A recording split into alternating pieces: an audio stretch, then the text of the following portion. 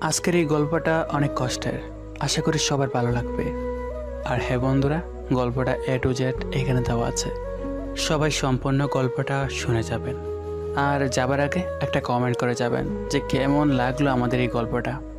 নিলয়, এই নিলয়, উঠ বাবা, কতক্ষণ ঘুমাবি? আজকে আখির জন্মদিন, তোর খালাদের বাড়িতে যেতে হবে। মা, তুমি যাও, আমি যাব না। ওই অহংকারী মেয়ের জন্মদিনে গিয়ে কি করব? আরে বাবা, এমন করিস না, ও তো ছোট মানুষ। ছোট মানুষ? মা, ও এখন কলেজে পড়ে।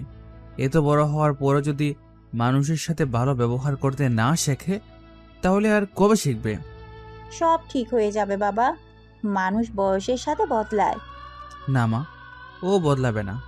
ওর চোখে আমরা গরিব, আর গরিব মানুষকে ও মানুষই মনে করে না। নিলয়ের মা দীর্ঘশ্বাস ফেললেন। ছেলের কথাগুলো মিথ্যে নয়। স্বামী মারা যাওয়ার পর সংসারের অবস্থা একদম বদলে গিয়েছিল। একসময় যারা খুব আপন ছিল তাদের অনেকেই দূরে সরে গেছে। দেখ বাবা, তোর খালা তো কখনো আমাদের অপমান করে না। খালা করে না, কিন্তু খালু আর আঁকি করে। মা, তুমি কি ভুলে গেছো গতবার কি হয়েছিল? নিলয়ের মা চুপ করে গেলেন। নিলয় বিছানা থেকে উঠে বসে রাগী গলায় বলল, সবার সামনে আঁকি কি বলেছিল মনে আছে? বলেছিল গরিব মানুষদের আবার এত শখ কেন, ভালো জামা কিনতে পারে না, আবার জন্মদিনে আসে। ও ছোট ছিল বাবা। মা, তখনও ছোট ছিল, এখনো ছোট, সবসময় একই কথা বলো। তুই এসব মন থেকে মুছে ফেল। মুছে ফেলবো কেন? অপমান কি এত সহজে ভোলা যায়? নিলয়ের চোখে তখন পুরনো কষ্টের ছাপ স্পষ্ট। ছোটবেলা থেকে সে অনেক অপমান সহ্য করেছে। শুধু গরিব হওয়ার কারণে আত্মীয়দের কাছে মাথা নিচু করে থাকতে হয়েছে। বাবা, তুই না গেলে আমার খুব খারাপ লাগবে। মা, তুমি যাও, আমি বাসায় থাকবো। একা একা থাকবি? হ্যাঁ। তুই আমার মুখের দিকে তাকিয়ে চল না বাবা। মা। দেখ, তোর খালা আমাকে কতবার ফোন দিয়েছে, বারবার বলেছে আপা নিলয়কে নিয়ে আসবেন। ছেলেটাকে অনেকদিন দেখি না। আমি জানি তোর কষ্ট আছে, কিন্তু সব মানুষের জন্য কি একজনের দোষে রাগ করে থাকবি? মা, আমি গেলে আবার অপমান করবে। আমি আছি না, কেউ কিছু বললে আমি শুনে নেব। তুমি তো সবসময় চুপ থাকো মা। সব কথা বলা যায় না বাবা। সেজন্যই তো সবাই সুযোগ নেয়। নিলয়ের মা চোখ নামিয়ে ফেললেন। সত্যিই তো, সংসারের চাপে, মানুষের কথার ভয়ে তিনি অনেক কিছুই সহ্য করেছেন। দেখ নিলয়, গরিব হওয়ার কোনো অপরাধ না। জানি মা। তাহলে মানুষের কথায় এত কষ্ট পাস কেন? কারণ তারা তোমাকে অপমান করে। আমাকে কিছু বললে আমি সহ্য করতে পারি, কিন্তু তোমাকে ছোট করলে আমার খুব রাগ হয়। আল্লাহ তোকে অনেক বড় করুক বাবা। বড় হয়ে কি হবে মা? একদিন সবাইকে দেখিয়ে দিবি যে মানুষের সম্মান টাকা দিয়ে হয় না। সেই দিন কি আসবে মা? অবশ্যই আসবে। আমার ছেলেটা একদিন অনেক বড় মানুষ হবে। বড় মানুষ হওয়ার স্বপ্ন দেখলেই তো আর বড় হওয়া যায় না। পরিশ্রম করলেই যায়। চেষ্টা তো করছি। আমি জানি। কিছুক্ষণ নীরবতা নেমে এলো ঘরে। জানালা দিয়ে সকালের রোদ ঢুকছে। ছোট্ট ভাঙাচোরা ঘরটা যেন সেই আলোয় আরো বেশি নিঃসঙ্গ লাগছে। হঠাৎ নিলয়ের মা আবার বললেন, চল না বাবা। মা, তুমি না একদম জেদি। তোর মায়ের জেদ না থাকলে কি সংসার চলতো? আচ্ছা, একটা কথা বলো। কি? আজকে যদি আবার অপমান করে? তাহলে আমরা চুপচাপ চলে আসবো। সত্যি? হ্যাঁ। তখন কিন্তু আমাকে থামাতে পারবে না। আগে চল তো। আচ্ছা ঠিক আছে, শুধু তোমার জন্য যাচ্ছি। সত্যি? হুম। আলহামদুলিল্লাহ। নিলয়ের মা খুশিতেই ছেলের মাথায় হাত বুলিয়ে দিলেন। আর নিলয় অনিচ্ছা সত্ত্বেও বিছানা থেকে উঠে দাঁড়ালো। আচ্ছা মা, আমার ভালো জামাটা কোথায়? ধুয়ে রেখেছি। ওই নীল শার্টটা? হ্যাঁ।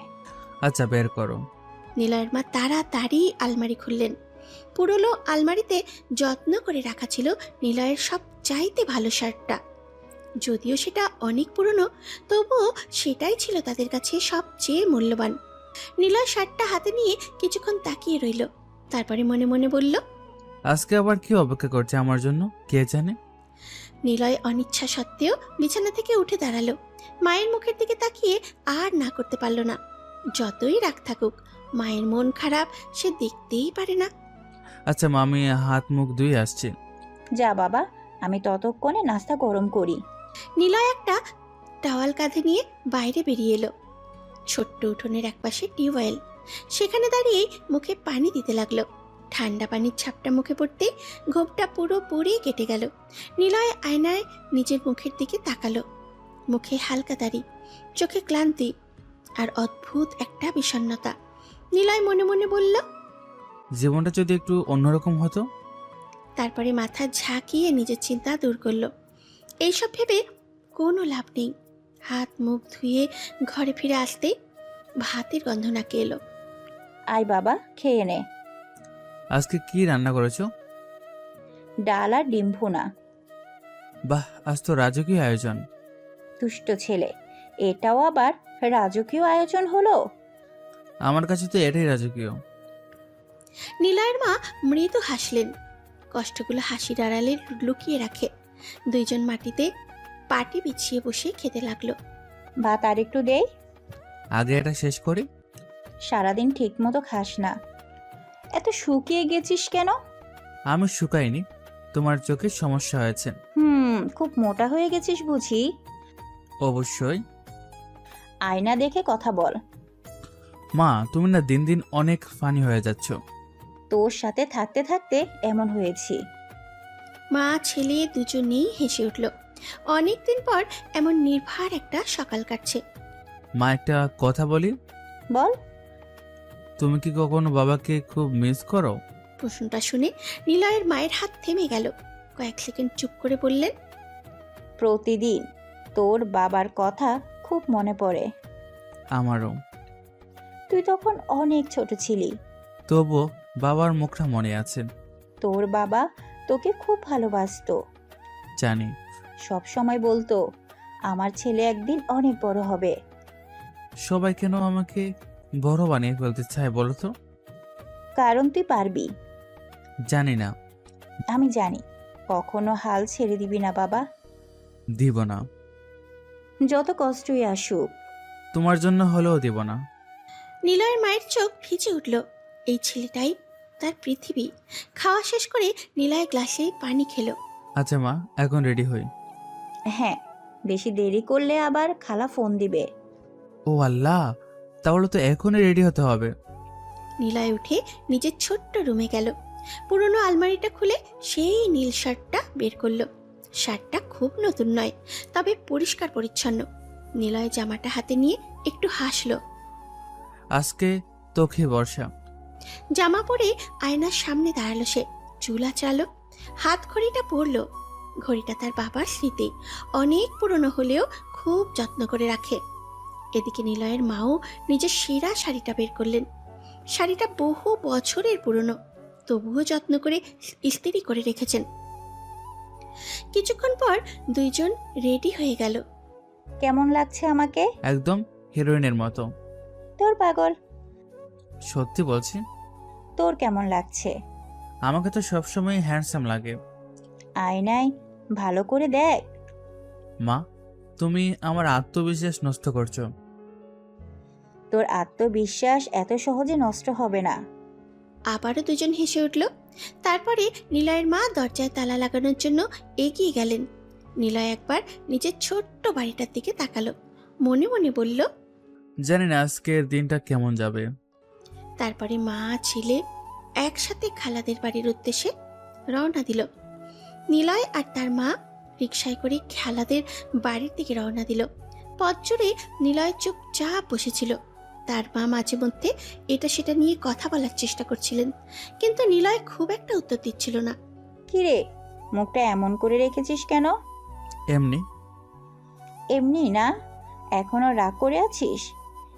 রাগ না মা, শুধু যেতে ইচ্ছে করছে না। একটু পরে সব ঠিক হয়ে যাবে। তোমার এই একটা কথা, সব ঠিক হয়ে যাবে। আল্লাহর উপর ভরসা রাখতে হয় বাবা। রাখে তো। কিছুক্ষণ পর রিকশা একটা বিশাল গেটের সামনে এসে থামলো। নিলয় মাথা তুলে তাকালো। বিশাল তিনতলা বাড়ি, সামনে বড় বাগান, গেটের দুই পাশে রঙিন লাইট লাগানো। আজ আখির জন্মদিন বলে পুরো বাড়ি সাজানো হয়েছে। দূর থেকেই বোঝা যাচ্ছে বাড়ির মালিক কতটা ধনী। নিলয় একটা দীর্ঘশ্বাস ফেলল। আমাদের পুরো বাড়ি বিক্রি করলেও এই গেটটার দাম হবে না। এসব বলিস না। সত্যি কথাই বললাম। তারা গেট দিয়ে ভেতরে ঢুকতেই কয়েকজন কাজের লোক দৌড়াদৌড়ি করছে। কেউ ফুল সাজাচ্ছে, কেউ চেয়ার বসাচ্ছে, কেউ লাইট পরীক্ষা করছে। চারিদিকে উৎসবের আমেজ। ঠিক তখনই ভেতর থেকে দ্রুত বেরিয়ে এলেন নিলয়ের খালা। আপা, বলেই তিনি ছোট্টে এসে নিলয়ের মাকে জড়িয়ে ধরলেন। অবশেষে আসলে? আসবো না নাকি? কতদিন পরে দেখলাম তোমাদের। আমার ভাগ্নেটা তো একদম বড় হয়ে গেছে। খালা, আমি তো আগেই বড় ছিলাম। আহা, এখনো সেই আগের মতোই আছে। খালা স্নেহ ভরে নিলয়ের মাথায় হাত বুলিয়ে দিলেন। এই একজন মানুষই আছেন যিনি কখনো নিলয়কে ছোট করেন না। চল ভেতরে চল। আকি কোথায়? উপরে সারাদিন ধরে সাজগোজ করছে। সেটাই তো স্বাভাবিক। নিলয়ের খালা শুনে হেসে ফেললেন। তারা ভেতরে ঢুকতেই নিলয়ের চোখ বড় হয়ে গেল। বিশাল ড্রয়িং রুম, দামি সোফা, ঝাড়বাতি, দেয়ালে বড় বড় ছবি, সবকিছু যেন সিনেমার বাড়ির মতো। নিলয়ের মা একটু অস্বস্তি নিয়ে চারপাশে তাকালেন, কারণ এই বাড়িতে এলেই তিনি নিজের অবস্থার কথা আরও বেশি অনুভব করেন। ঠিক তখনই সিঁড়ি দিয়ে নিচে নামলো আখি। গায়ে দামি একটা ড্রেস, হাতে মোবাইল, মুখে অহংকার স্পষ্ট।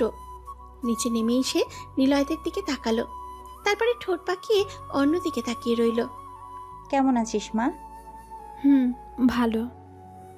পড়াশোনা কেমন চলছে? ভালো। অনেক সুন্দর লাগছে তোকে। ও, তারপরে আবার মোবাইলের দিকে তাকিয়ে রইল। নিলয় সব দেখছিল, কিন্তু কিছু বলল না, কারণ এসব তার নতুন নয়। নিলয় দেখ তোর বোনকে। দেখছি তো। আখি একবারও নিলয়ের দিকে তাকালো না। কোনো সালাম নেই, কোনো কথা নেই, যেন নিলয় বলে এখানে কেউ নেই। নিলয়ও আর কিছু বলল না। আখির সাথে কথা বলার ইচ্ছাও তার নেই। ঠিক তখনই আখি বলল, মা, আমার ফ্রেন্ডরা আসবে, আমি উপরে যাচ্ছি। আচ্ছা যা। আখি একবারও পিছনে না তাকিয়ে সোজা উপরে উঠে গেল। নিলয়ের মা কষ্ট পেলেও কিছু বললেন না। মেয়েটা অনেক ব্যস্ত মনে হয়। হ্যাঁ মা, পৃথিবীর সবচেয়ে ব্যস্ত মানুষ। আরে ওকে কিছু মনে করো না, আজকে জন্মদিন বলে একটু বেশি উত্তেজিত। আমি কিছু মনে করিনি খালা।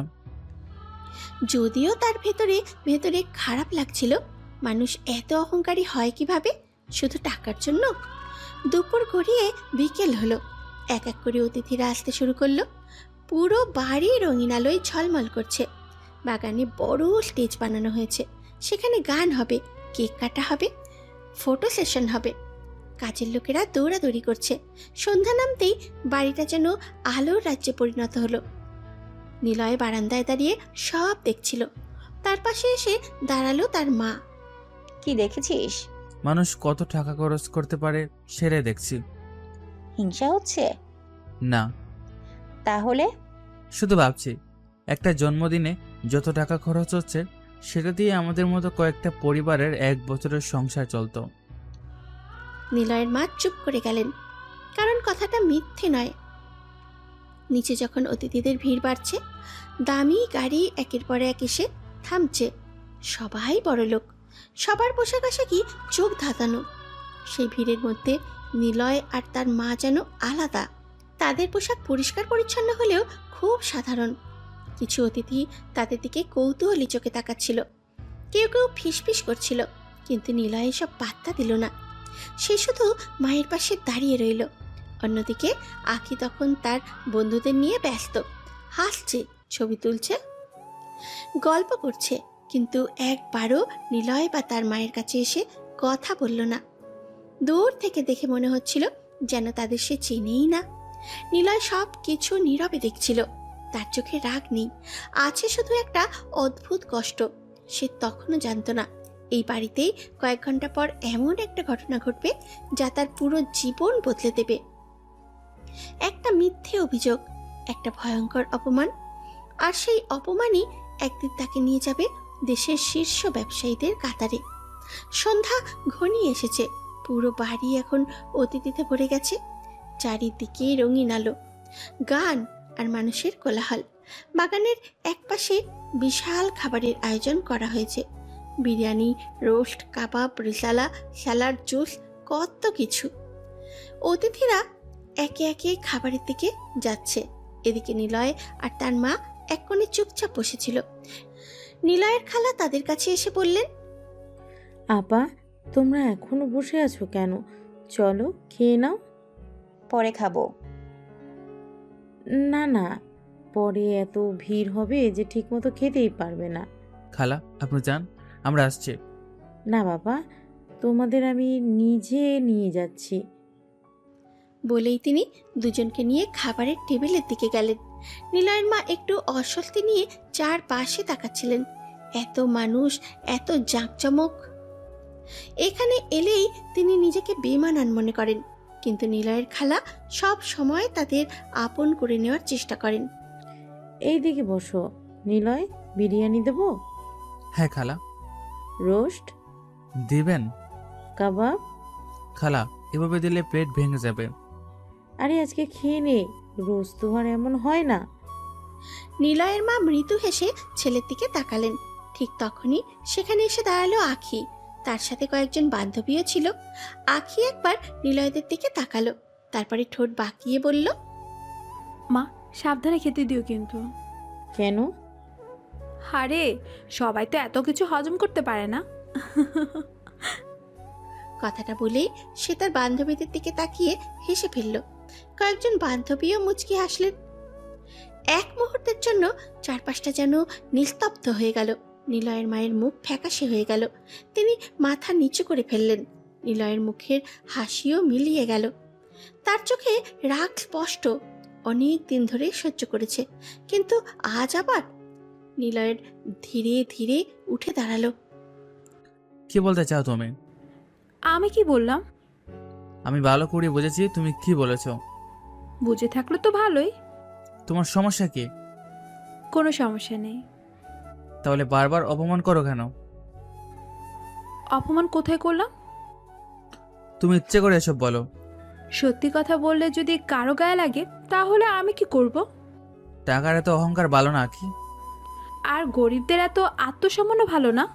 কথাটা শুনে আশেপাশের কয়েকজন অতিথি তাকিয়ে রইল। নিলয়ের হাত মুঠো হয়ে গেল। তার ভেতরে জমে থাকা রাগ যেন বিস্ফোরিত হতে চাইছে। শোনো। চুপ কর। কিন্তু মা, আমি বলেছি চুপ কর। তুমি শুনছো না ও কি বলেছে? শুনছি। তাহলে কিছু বলছো না কেন? কারণ আমরা ঝগড়া করতে আসিনি। মা। বসে পড়। নিলয়ের মা এমন ভাবে বললেন যে নিলয় আর কিচ্ছু বলতে পারল না। সে ধীরে ধীরে আবার বসে পড়ল, কিন্তু তার চোখে অপমান আর ক্ষোভ স্পষ্ট। আঁখি ঠোঁট পাকিয়ে হাসল। দেখেছো মা, আমি কিচ্ছুই বলিনি। আখি, কি? এভাবে কথা বলতে নেই। আচ্ছা আচ্ছা, আমি যাচ্ছি। বলেই সে তার বন্ধুদের নিয়ে সেখান থেকে চলে গেল। নিলয়ের খালা বিব্রত মুখে দাঁড়িয়ে রইলেন। আপা, কিছু মনে করো না।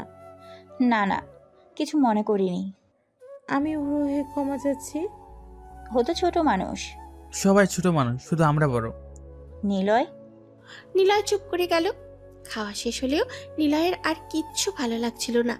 প্রতিটি লোকমা যেন গলায় আটকে যাচ্ছিল। তার চোখ বারবার মায়ের দিকে যাচ্ছিল। মা বাইরে থেকে স্বাভাবিক থাকার চেষ্টা করছেন, কিন্তু তিনি যে কষ্ট পেয়েছেন সেটা নিলয় বুঝতে পারছে। কিছুক্ষণ পরে নিলয় আর তার মা বাগানের এক কোণে গিয়ে বসল। চারিদিকে গান বাজছে, মানুষ আসছে, ছবি তুলছে, আনন্দ করছে, কিন্তু নিলয় চুপচাপ। কি ভাবছিস? কিছু না। রাগ করেছিস? নিজের উপর রাগ হচ্ছে, কেন? কারণ আমি কিছুই করতে পারি না। এসব কথা বলিস না। সত্যি তো। আজকে আমাদের অবস্থা খারাপ বলে কেউ ছোট করলে তার মানে এই না যে সারা জীবন এমন থাকবে। আল্লাহ সব দেখেন। জানি। একদিন তুই অনেক বড় হবি। সবাই এই কথাটাই বলে। কারণ আমি বিশ্বাস করি। তোমার বিশ্বাস যেন কখনো ভাঙতে না হয় মা। দূরে দাঁড়িয়ে আখি তখনও তার বন্ধুদের সাথে হাসাহাসি করছে। তার চোখে অহংকার, তার মনে কোনো অনুশোচনা নেই। কিন্তু সে জানতো না আজকের এই অপমান, এই তুচ্ছতাচ্ছিল্য খুব শীঘ্রই এমন একটা ঘটনার সূচনা করবে যা শুধু নিলয়ের জীবনই নয়, তাদের পুরো পরিবারের ভাগ্য বদলে দেবে। আর সেই ঘটনার কেন্দ্রবিন্দুতে থাকবে আখি নিজেই। রাত যত গভীর হচ্ছে, আখিদের বাড়ির পার্টি তত জমে উঠছে। বাগানের স্টেজে গান বাজছে, অতিথিদের ভিড় ক্রমেই বাড়ছে, রঙিন আলোয় পুরো বাড়িটা যেন ঝলমল করছে। এদিকে বাড়ির দ্বিতীয় তলার নিচের রুমে বসে আখি আয়নার সামনে সাজগোজ করছে। ড্রেসিং টেবিলের উপরে ছড়িয়ে আছে দামি কসমেটিক্স, একটার পর একটা গয়না ট্রাই করছে সে। মাঝে মাঝে মোবাইল দিয়ে নিজের ছবি তুলছে। আখির এক বান্ধবী পাশে দাঁড়িয়ে বলল, আজকে তোকে একদম প্রিন্সেস লাগছে। লাগবেই তো। এত আত্মবিশ্বাস। আত্মবিশ্বাস না, সত্যি কথা। দুজনেই হেসে উঠল। ঠিক তখনই দরজায় টোকা পড়ল। আখি ঘাড় ঘুরিয়ে বলল, আসো। আখি ভেবেছিল হয়তো তার মা কিংবা কোনো বান্ধবী, কিন্তু দরজা খুলে ভেতরে ঢুকতেই তার মুখটা বিরক্তিতে ভরে গেল, কারণ ভেতরে এসেছে নিলয়। তুমি হ্যাঁ আমি। এখানে কেন? আসতে নেই। দরকার নেই। নিলয় কয়েক সেকেন্ড চুপ করে রইল, তারপরে পকেট থেকে ছোট্ট একটা গিফট বক্স বের করলো। সাধারণ কাগজে মোড়ানো, খুব দামি কিছু নয়, কিন্তু যত্ন করে প্যাকেট করা। Happy birthday. জানি খুব বেশি কিছু না, তবুও জন্মদিন বলে একটা ছোট উপহার এনেছি। কয়েক সেকেন্ড নীরবতা, তারপর আখি ধীরে ধীরে গিফটটা হাতে নিল, ঘুরিয়ে ফিরিয়ে দেখলো, এরপরে ঠোঁট বাঁকিয়ে হাসলো। এটা কি? খুলে দেখলে তো জানতে পারবে। এত ছোট? ছোট হলে সমস্যা? না, আসলে ভাবছিলাম ভিতরে কিছু আছে তো। পাশে দাঁড়িয়ে থাকা বান্ধবী মুচকি হেসে ফেলল। নিলয়ের মুখ শক্ত হয়ে গেল। আখি গিফটটা না খুলেই টেবিলের উপরে রেখে দিল। ধন্যবাদ। কিন্তু তার কণ্ঠে কোনো কৃতজ্ঞতা ছিল না, বরং স্পষ্ট অবহেলা। নিলয় সেটা বুঝতে পারল। তোমার পছন্দ হয়নি? আমি তো খুলেই দেখিনি। তাহলে এমন আচরণ করছে কেন? কারণ আমি জানি ভিতরে কি থাকতে পারে। কথাটা শুনে নিলয়ের বুকের ভিতরটা মোচড় দিয়ে উঠল। সে নিজেকে শান্ত রাখার চেষ্টা করলো। কি থাকতে পারে? তোমাদের সামর্থ্য অনুযায়ী যা হয় আর কি। সামর্থ্য ছোট হতে পারে, কিন্তু মনটা ছোট না। হো, অন্তত উপহার দেওয়ার সময় কাউকে অপমান করি না। অপমান কোথায় করলাম? তুমি সবসময় একই কাজ করো। কারণ সত্যিটা শুনতে তোমার খারাপ লাগে। সত্যি আর অহংকার এক জিনিস না। তুমি আমাকে শেখাবে? শেখানোর দরকার নেই। মানুষ হয়ে জন্মালে কিছু জিনিস নিজে থেকেই শেখা উচিত। কি বলতে চাইছো? বলতে চাইছি, টাকা থাকলে মানুষ বড় হয় না। আর টাকা না থাকলে মানুষ ভালো হয়ে যায়? অন্তত অন্যকে ছোট করার অধিকার পায় না। আমি কাউকে ছোট করছি না। সারাদিন ধরে যা করছো সেটা কি? শোনো নিলয়, তুমি আমার জন্মদিন নষ্ট করতে এসো না। আমি জন্মদিন নষ্ট করতে আসিনি, তাহলে? শুধু শুভেচ্ছা জানাতে এসেছিলাম। জানিয়ে তো দিয়েছ। হ্যাঁ। তাহলে এখন যেতে পারো। নিলয়ের বুকের ভিতরে রাগ জমতে লাগলো। সে কয়েক সেকেন্ডে চুপ করে দাঁড়িয়ে থাকলো, তারপরে ধীরে ধীরে বলল, একটা কথা বলি? বলো। এত অহংকার ভালো না। আমার জীবন নিয়ে তোমার চিন্তা করতে হবে না। করছি না। তাহলে উপদেশও দিও না। আমি শুধু বলছি, আজ যেটা নিয়ে তুমি এত গর্ব করছো সেটা চিরদিন থাকবে, তার কোনো নিশ্চয়তা নেই। আর তোমার আছে? আমার কিছু নেই, তাহলে? কিন্তু আমি কাউকে অপমান করে আনন্দ পাই না। তোমার এইসব বড় বড় কথা শুনে হাসি পায়। হাসো। তুমি কি ভাবো একদিন খুব বড়লোক হয়ে যাবে? বড়লোক হব কি জানি না, কিন্তু চেষ্টা করবো যেন কাউকে ছোট না করতে হয়। বাহ, কি মহান কথা। অন্তত মানুষের সম্মান দিতে শিখেছি। দেখো, আমাকে জ্ঞান দিতে আসবে না। আর তুমি আমাকে অপমান করবে না? এটা আমার রুম, জানি, আমার জন্মদিন। সেটাও জানি। তাহলে বের হয়ে যাও। নিলয় আখির দিকে কয়েক মুহূর্ত তাকিয়ে রইল, তারপর টেবিলের উপরে রাখা ছোট্ট গিফটটার দিকে তাকালো। ওটা কেনার জন্য সে নিজের টিউশনের টাকা থেকে কিছু অংশ জমিয়েছিল। খুব দামি কিছু নয়, কিন্তু আন্তরিকতা ছিল। আর সেই উপহারটাও আখির কাছে মূল্যহীন। নিলয়ের বুকটা হালকা কষ্টে ভরে গেল। সে দরজার দিকে হাঁটতে লাগলো। দরজার কাছে গিয়ে আবার থামলো, পিছনে ফিরে বলল, গিফটটা খুলে দেখো। দরকার নেই, একবার দেখলেই বুঝবে, দাম দিয়ে সবকিছু বিচার করা যায় না। দেখা যাবে। শুভ জন্মদিন আখি। তারপরে নিলয় রুম থেকে বেরিয়ে গেল। আখি কিছুক্ষণ দরজার দিকে তাকিয়ে রইল, তারপরে বিরক্ত মুখে গিফটটার দিকে তাকালো। কিন্তু সে তখনও জানতো না কয়েক ঘন্টা পর এমন একটা ঘটনা ঘটবে যার জন্য সে নিজেই নিলয়ের জীবনের সব চাইতে বড় ঝড়ের কারণ হয়ে উঠবে। আর সেই রাতটাই হবে নিলয়ের জীবনের সব চাইতে অপমানের রাত। রাত 8টার পর থেকে পার্টি পুরোপুরি জমে উঠল। চারিদিকে রঙিন আলো, স্টেজে গান বাজছে, বাগানের মাঝখানে বিশাল কেক সাজানো, কেকের চারপাশে ফুল দিয়ে সুন্দর করে সাজানো হয়েছে। অতিথিদের ভিড়ও এখন অনেক বেশি। একের পর এক দামি গাড়ি এসে থামছে। সবাই আখিকে জন্মদিনের শুভেচ্ছা জানাচ্ছে। নিলয় দূরে এক কোণে দাঁড়িয়ে সব কিছু দেখছিল। তার পাশে তার মা। কি ভাবছিস? কিছু না। মন খারাপ? না। কিন্তু তার মুখ দেখেই বোঝা যাচ্ছিল তার মন মোটেও ভালো নেই। ঠিক তখন মাইক্রোফোন হাতে আখির বাবা স্টেজে উঠলেন। Attention please. সঙ্গে সঙ্গে চারপাশের কোলাহল থেমে গেল। সবাই স্টেজের দিকে তাকালো। আজ আমার একমাত্র মেয়ের জন্মদিন, আপনারা সবাই এসেছেন, এর জন্য অনেক ধন্যবাদ। এখন আমরা কেক কাটার অনুষ্ঠান শুরু করব। আবারও সবাই হাততালি দিল। এরপর আখিকে স্টেজে ডাকা হলো। আখি ধীরে ধীরে সিঁড়ি বেয়ে স্টেজে উঠল। আজ তাকে সত্যিই খুব সুন্দর লাগছে। দামি গাউন, হালকা মেকআপ, মুখে আত্মবিশ্বাসী হাসি। বন্ধুরা চারপাশে ঘিরে দাঁড়ালো। কেউ ছবি তুলছে, কেউ ভিডিও করছে। নিচে দাঁড়িয়ে থাকা অতিথিরা সবাই তাকিয়ে আছে। ঠিক 12টার আগেই কেক কাটার সময় হলো। সবাই একসাথে গাইতে শুরু করলো, happy birthday to you, happy birthday to you, happy birthday to you, happy birthday to you. Akhi হাসতে হাসতে মোমবাতি নিভিয়ে দিল।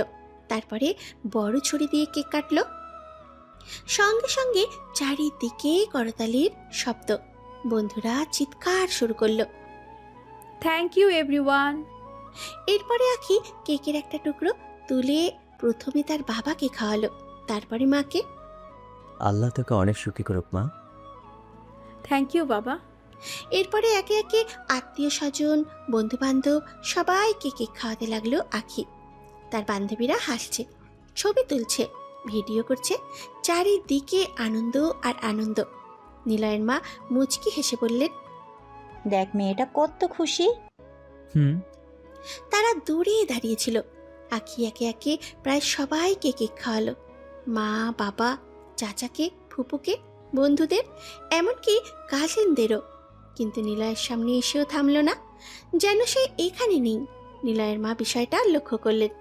তার মুখটা একটু মলিন হয়ে গেল, কিন্তু কিছু বললেন না। নিলয়ও কিছু বলল না, শুধু ঠোঁটে একটা তিক্ত হাসি ফুটে উঠল। তারপরে ধীরে ধীরে বলল, দেখলে মা, চুপ কর বাবা, আমি তো কিছু বলিনি। আজকে ঝামেলা করিস না। জামালার করে ইচ্ছে ওরে। আখি, ওনাকে তো কেক দিলে না? মেয়েটি নিলয়ের দিকে ইশারা করলো। আখি একবার তাকালো, তারপরে নির্বিকার গলায় বলল, ও পরে খেয়ে নেবে। বাবা কিছু মনে করিস না। আমি অভ্যস্ত মা। কথাটা শুনে নিলয়ের মায়ের বুকটা কেঁপে উঠল। কোনো মানুষ কতবার অপমানিত হলে এই কথাটা বলতে পারে? এরপরে শুরু হলো গিফট দেওয়ার অনুষ্ঠান। একটার পর একটা অতিথি আখির হাতে উপহার তুলে দিচ্ছে। কেউ দামি ঘড়ি দিয়েছে, কেউ সোনার ব্রেসলেট, কেউ নতুন মোবাইল, কেউ ল্যাপটপ, কেউ আবার বড় বড় গিফট বক্স। আখি সবগুলো হাসি মুখে গ্রহণ করছে। তার বান্ধবীরা তো অবাক হয়ে বলছে, ওয়াও, এটা তো অনেক দামি। এই গিফটটা দেখেছিস? তোর তো আজ লটারি লেগে গেছে। এটা তো শুরু মাত্র। সবাই হাসতে লাগলো। স্টেজের পাশে একটা বড় টেবিল রাখা হয়েছে, সেখানে গিফটগুলো জমা রাখা হচ্ছে। টেবিল প্রায় ভর্তি হয়ে গেছে। নিলয় দূর থেকে সব দেখছিল। হঠাৎ তার চোখ গিয়ে পড়ল টেবিলের এক কোণায়। সেখানে পড়ে আছে তার দেওয়া ছোট্ট গিফটটা। বাকি সব গিফটের পাশে ওটা এত ছোট লাগছে যে চোখেই পড়ে না। মনে হচ্ছে যেন কারো কোনো গুরুত্বই নেই ওটার। নিলয় কিছুক্ষণ তাকিয়ে রইল, তারপরে মুখ ফিরিয়ে নিল। কি দেখছিস? কিছু না। ওই গিফটটার দিকে তাকিয়ে আছিস? হুম। মন খারাপ করিস না। করছি না। আমি জানি তুই কষ্ট পেয়েছিস। কষ্ট পাইনি। কিন্তু তার গলায় কষ্ট স্পষ্ট ছিল। হঠাৎ নিলয়ের খালা এসে তাদের পাশে দাঁড়ালেন। তোমরা এখানে একা দাঁড়িয়ে আছো কেন? এমনি। চলো সবার সাথে বসো। খালা, আমি এখানেই ভালো আছি। তুমি সবসময় এত চুপচাপ কেন? আমি এমনই। খালা কিছু বলতে গিয়ে থেমে গেলেন, কারণ তিনিও বুঝতে পারছিলেন তার মেয়ের আচরণ নিলয়কে কষ্ট দিয়েছে। কিন্তু তিনি তখন জানতেন না এই গিফটগুলোর মধ্যেই লুকিয়ে আছে এমন এক ঘটনা যা কয়েক ঘন্টা পর পুরো বাড়িকে তোলপাড় করে দেবে। আর সেই ঘটনার দায় চাপানো হবে নিলয়ের উপর। রাত অনেক হয়ে গেছে। জন্মদিনের অনুষ্ঠান প্রায় শেষ। এক এক করে অতিথিরা বিদায় নিয়ে চলে গেছে। কিছুক্ষণ আগেও যেই বাড়িটা মানুষের কোলাহলে মুখর ছিল, এখন সেখানে অনেকটাই নিরাপত্তা। বাগানের লাইটগুলো এখনো জ্বলছে। কাজের লোকেরা চেয়ার টেবিল গুছিয়ে নিচ্ছে। এদিকে নিলয় আর তার মা ড্রয়িং রুমের একপাশে বসে আছে। অনুষ্ঠান শেষ হওয়ায় তারা ভাবছিল আর কিছুক্ষণ পর বাড়ি ফিরবে। চল একটু পরে তোর খালার সাথে দেখা করে বের হয়ে যাব। হুম। আজ অনেক রাত হয়ে গেছে। হ্যাঁ। নিলয় তখনও চুপচাপ। সারা দিনের অপমান তার মাথার ভেতরেই ঘুরছে। অন্যদিকে দ্বিতীয় তলায় নিজের রুমে বসে আঁখি এক এক করে গিফট খুলছে। তার চারপাশে কয়েকজন বান্ধবী সবাই মিলে উপহার দেখছে। এটা কে দিয়েছে? মামা দিয়েছে। ওয়াও, অনেক সুন্দর ঘড়ি তো। হুম। আর এটা? এটা চাচা দিয়েছে। একটার পর একটা গিফট খোলা হচ্ছে। কেউ দামি পারফিউম দিয়েছে, কেউ সোনার ব্রেসলেট, কেউ ব্র্যান্ডেড ব্যাগ। সবাই মুগ্ধ হয়ে দেখছে। হঠাৎ আঁখি একটা গিফট খুলতে লাগলো। প্রথমে স্বাভাবিকভাবেই খুঁজছিল, তারপরে একটু অস্থির হয়ে উঠল। 1 মিনিট। কি হয়েছে? ওই বক্সটা কোথায়? কোন বক্স? রিমির দেওয়া বক্স? এই তো থাকবে। না, নেই। আঁখি দ্রুত টেবিলের উপরে রাখা গিফটগুলো নেড়ে চেড়ে দেখতে লাগলো। তারপরে বিছানার উপরে, আলমারির পাশে, ড্রেসিং টেবিলের কাছে, কিন্তু কোথাও পেল না। তার মুখের রং ধীরে ধীরে বদলে যেতে লাগলো। কি হয়েছে বলতো? রিমি আমাকে একটা হীরের আংটি দিয়েছে। তারপর? সেটা নেই, আমি পাচ্ছি না। আঁখির কণ্ঠে এবার স্পষ্ট আতঙ্ক। সে আবার খুঁজতে লাগলো বিছানা, ড্রয়ার, গিফটের স্তূপ, সব জায়গা, কিন্তু আংটির কোনো খোঁজ নেই। হঠাৎ মা! তার চিৎকারে পুরো বাড়ি কেঁপে উঠল। নিচে বসে থাকা সবাই চমকে গেল। নিলয়ের খালা দৌড়ে উঠলেন। আখির বাবা দ্রুত সিঁড়ি দিয়ে উপরে উঠে গেলেন। নিলয় আর তার মাও অবাক হয়ে তাকালো। কি হলো? জানি না। কি হয়েছে মা? আমার আংটি। কোন আংটি? রিমি আমাকে হীরের আংটি দিয়েছে। তারপর সেটা নেই। ভালো করে খুঁজেছিস? সব জায়গায় খুঁজেছি, পাচ্ছি না। আংটিটা কিন্তু অনেক দামি আঙ্কেল। শেষ কখন দেখেছিস? একটু আগে গিফট দেওয়ার সময়। এখন নেই। পুরো রুমে উত্তেজনা ছড়িয়ে পড়ল। সবাই খুলতে শুরু করলো। বিছানার নিচে, সোফার পাশে, ড্রয়ারে, গিফটের বক্সে, কোথাও নেই। আখির মুখ ক্রমশ শক্ত হয়ে উঠেছে। সে যেন কিছু ভাবছে। হঠাৎ তার চোখ গিয়ে পড়ল দরজার কাছে দাঁড়িয়ে থাকা নিলয়ের উপর। নিলয় তখন পরিস্থিতি দেখছিল। তার কোনো আগ্রহই ছিল না এসবের মধ্যে। কিন্তু হঠাৎ আখি আঙুল তুলে বলল, আমি জানি আংটিটা কে নিয়েছে। কি বলছিস? আমি জানি কে নিয়েছে। কে? নিলয়। মুহূর্তের মধ্যে পুরো রুম জমে গেল। সবাই হতবাক। নিলয়ের মা যেন নিজের কানকেও বিশ্বাস করতে পারলেন না। নিলয় কয়েক সেকেন্ড স্থির হয়ে দাঁড়িয়ে রইল, তারপরে ধীরে ধীরে বলল, কি বললে? তুমি নিয়েছো। আখি, এসব কি বলছিস? আমি যা বলছি ঠিক বলছি। তুমি আমাকে চোর বলছো? আমি শুধু সত্যি বলছি। তোমার মাথা ঠিক আছে? আমার মাথা ঠিকই আছে। রুমে উপস্থিত সবাই স্তব্ধ, কেউ কিছু বলছে না। আখির খালা হতভম্ব হয়ে মেয়ের দিকে তাকিয়ে আছেন। আখির বাবার মুখও শক্ত হয়ে গেছে।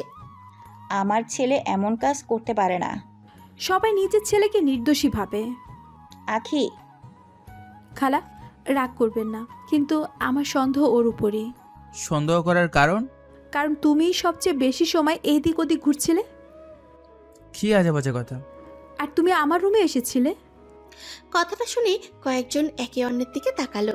নিলয় রাগে দাঁতে দাঁত চেপে বলল, আমি তোমাকে গিফট দিতে এসেছিলাম। সেটাই তো সবাই বলে। মুখ সামলে কথা বলো। সত্যি কথা শুনতে খারাপ লাগছে। প্রমাণ ছাড়া কাউকে ছুর বলছো? আমার মনে হচ্ছে তুমিই নিয়েছো। আল্লাহ, এসব কি শুনছি? আমার ছেলে গরিব হতে পারে, কিন্তু চোর না। সেটা তো খুঁজলেই বোঝা যাবে। কথাটা বলেই আখি নিলয়ের দিকে তাকালো। তার চোখে ছিল অভিযোগ, আর সেই অভিযোগের আঘাতে নিলয়ের বুকের ভেতরটা জ্বলে উঠল। সে কখনো ভাবেনি যে মেয়ে তাকে সারা দিন অপমান করেছে, সে একদিন সবার সামনে তাকে চোরও বলবে। আর এই অভিযোগই হতে চলেছে তার জীবনের সবচেয়ে বড় অপমানের শুরু। আখির অভিযোগ শোনার পর পুরো রুমে অদ্ভুত এক নীরবতা নেমে এলো। সবাই নিলয়ের দিকে তাকিয়ে আছে, কেউ অবিশ্বাসের চোখে, কেউ সন্দেহের চোখে। আর নিলয়, সে যেন এখনো বিশ্বাস করতে পারছে না যে তাকে সবার সামনে চোর বলা হচ্ছে। আগে শেষবারের মতো বলছি, যা বলছো ভেবে বলো। আমি ভেবেই বলছি। আমার উপর এমন অভিযোগ দেওয়ার আগে প্রমাণ দেখাও। প্রমাণ পাওয়া যাবে। আখি, তুই থাম। খালা, আমি মিথ্যে বলছি না। আমার ছেলে এমন কাজ করতে পারে না। তাহলে সার্চ করতে সমস্যা কোথায়? কথাটা বলতে বলতেই চারপাশে ফিসফাস শুরু হয়ে গেল। একজন আত্মীয় বলল, হ্যাঁ, সার্চ করলেই তো বোঝা যাবে। যদি নির্দোষ হয় তাহলে ভয় কিসে? আংটিটা খুঁজে বের করতেই হবে। নিলয়ের বুকের ভেতরটা মোচড় দিয়ে উঠল। এরা সবাই তাকে ছোটবেলা থেকে চেনে, তবুও কেউ তার হয়ে একটা কথাও বলছে না। না, এসবের দরকার নেই। দরকার আছে মা। নিলয়, তুই কিছু মনে করিস না বাবা, ব্যাপারটা পরিষ্কার হওয়া দরকার। আমার উপর বিশ্বাস নেই কারো? কেউ উত্তর দিল না। নিলয় চারপাশে তাকালো, একটা মুখও নেই যে তার হয়ে দাঁড়াবে। শুধু তার মা, শুধু সেই অসহায় মহিলা। আমার ছেলের গায়ে কেউ হাত দিবে না। তাহলে বুঝতেই পারছেন। কি বুঝবো? আপনি ওকে বাঁচাতে চাইছেন। চুপ। নিলয়ের মা কেঁপে উঠলেন রাগে। নিলয় ধীরে ধীরে মায়ের কাঁধে হাত রাখলো। মা থাক, না বাবা। আমি কিছু লুকাইনি। কিন্তু সার্চ করতে চাইলে করুক, দেখুন আমি কিছুই নেইনি। কেউ খারাপভাবে নেবে না, শুধু দেখে নেওয়া হোক। একজন আত্মীয় এগিয়ে এলো। নিলয়ের বুকের ভেতরে অদ্ভুত কষ্ট। চোরের মতো দাঁড়িয়ে থাকতে হচ্ছে তাকে সবার সামনে, নিজের আত্মীয়দের সামনে। তার জামার পকেট দেখা হলো, কিছুই নেই। এক পাশের পকেট দেখা হলো, কিছুই নেই। ঠিক তখন লোকটা নিলয়ের প্যান্টের পকেটে হাত দিল, আর পরের মুহূর্তেই তার মুখ বদলে গেল। এটা কি? পুরো রুম নিস্তব্ধ। লোকটা ধীরে ধীরে হাত বের করলো। তার হাতে চকচকে একটা ছোট্ট বক্স, রিমির দেওয়া সেই আংটির বক্স। সবাই হতবাক। নিলয়ের মা স্থির হয়ে গেলেন। নিলয়ের চোখ বড় হয়ে গেল। সে যেন নিজের চোখকেও বিশ্বাস করতে পারছে না। লোকটা বক্স খুলল, ভেতরে হীরের আংটি। রুমে চাপা গুঞ্জন শুরু হয়ে গেল। দেখেছো? আখির ঠোঁটের কোণে অদ্ভুত একটা হাসি ফুটে উঠল। এক মুহূর্তের জন্য সেই হাসিটা নিলয়ের চোখ এড়ালো না। কিন্তু সে তখন এতটাই হতবাক যে কিছু বলতেই পারল না। না না, এটা হতে পারে না, আমার ছেলেটা করেনি। বাবা কিছু বল। আমি আমি জানি না এটা আমার পকেটে কিভাবে এলো। বাহ, আমি সত্যি জানি না।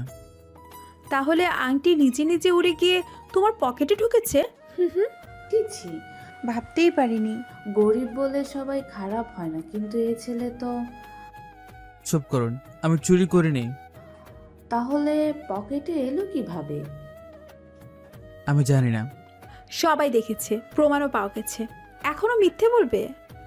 আমি চোর না। আংটি কি নিজে নিজে হেঁটে গেছে? আমি জানি না কে করেছে। অবশ্যই জানো। আমার ছেলে নির্দোষ। আপা, প্রমাণ তো সামনে। না, নিলয় এটা করতে পারে না। নিজের সন্তান বলে বিশ্বাস করতে চাইছেন? আমি আমার ছেলেকে চিনি। কিন্তু তার কথা কেউ শুনল না। চারিদিক থেকে শুধু তিরস্কার, অভিযোগ, অপমান। নিলয় অনুভব করল যেন তার শ্বাস নিতে কষ্ট হচ্ছে। নিলয়ের খালাও কাদো কাদো গলায় বললেন, নিলয়, তুই সত্যি বল বাবা। খালা আপনিও? খালা মাথা নিচু করে ফেললেন। এই দৃশ্যটাই যেন নিলয়কে শেষ করে দিল। যে মানুষটাকে সে সবচেয়ে বেশি সম্মান করত, তার চোখেও আজ সন্দেহ। নিলয় ধীরে ধীরে পিছনে সরে গেল। বাবা, মা আর কিছু বলো না। তুই কোথায় যাচ্ছিস? জানি না। আমাকে ছেড়ে যাস না। আজকে কেউ আমার কথা বিশ্বাস করেনি, কেউ না। তার গলা ধরে এলো, চোখ ভিজে উঠল, কিন্তু সে কাঁদল না, শুধু চারপাশে একবার তাকালো। এই মানুষগুলো তার আত্মীয়, তবুও আজ সবাই তাকে চোর বানিয়ে দিল। আমি চুরি করিনি, এই কথাটা একদিন সবাইকে বিশ্বাস করাবো। নিলয়, বাবা থাম, কোথায় যাচ্ছিস নিলয়?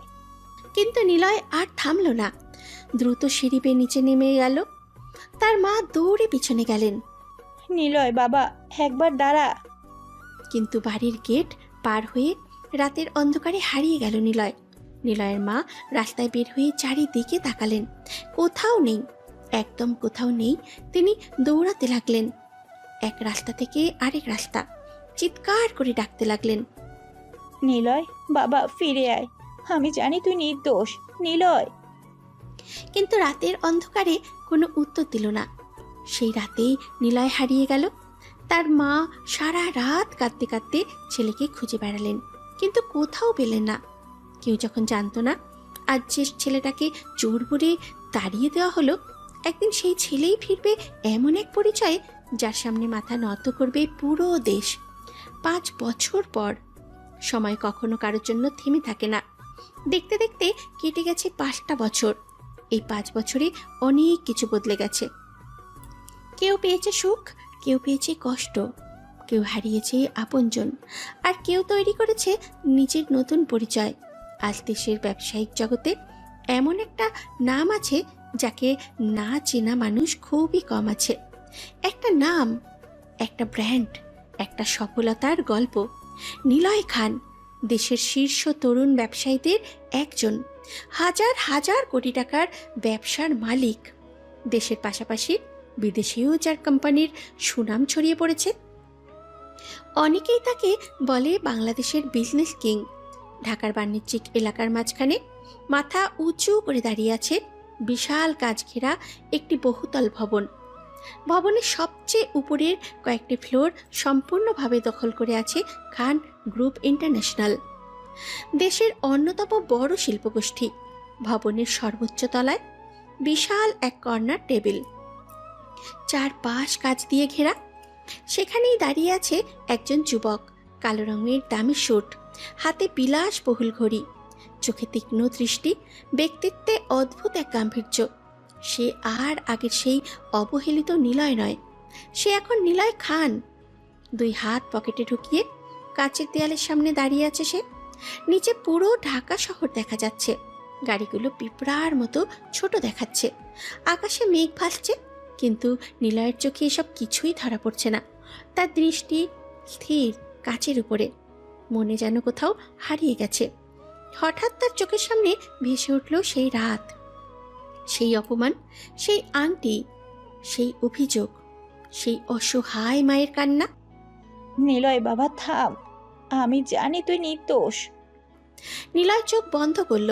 5 বছর হয়ে গেছে, কিন্তু কিছু স্মৃতি কখনো পূরণ হয় না, কিছু ক্ষত কখনো শুকোয় না। ধীরে ধীরে চোখ খুলল সে।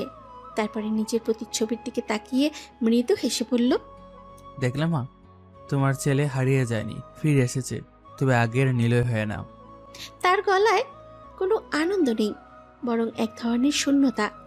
এত বড় সফলতা, এত টাকা, এত সম্মান, তারপরেও একটা জায়গা আজও ফাঁকা, মায়ের জায়গা।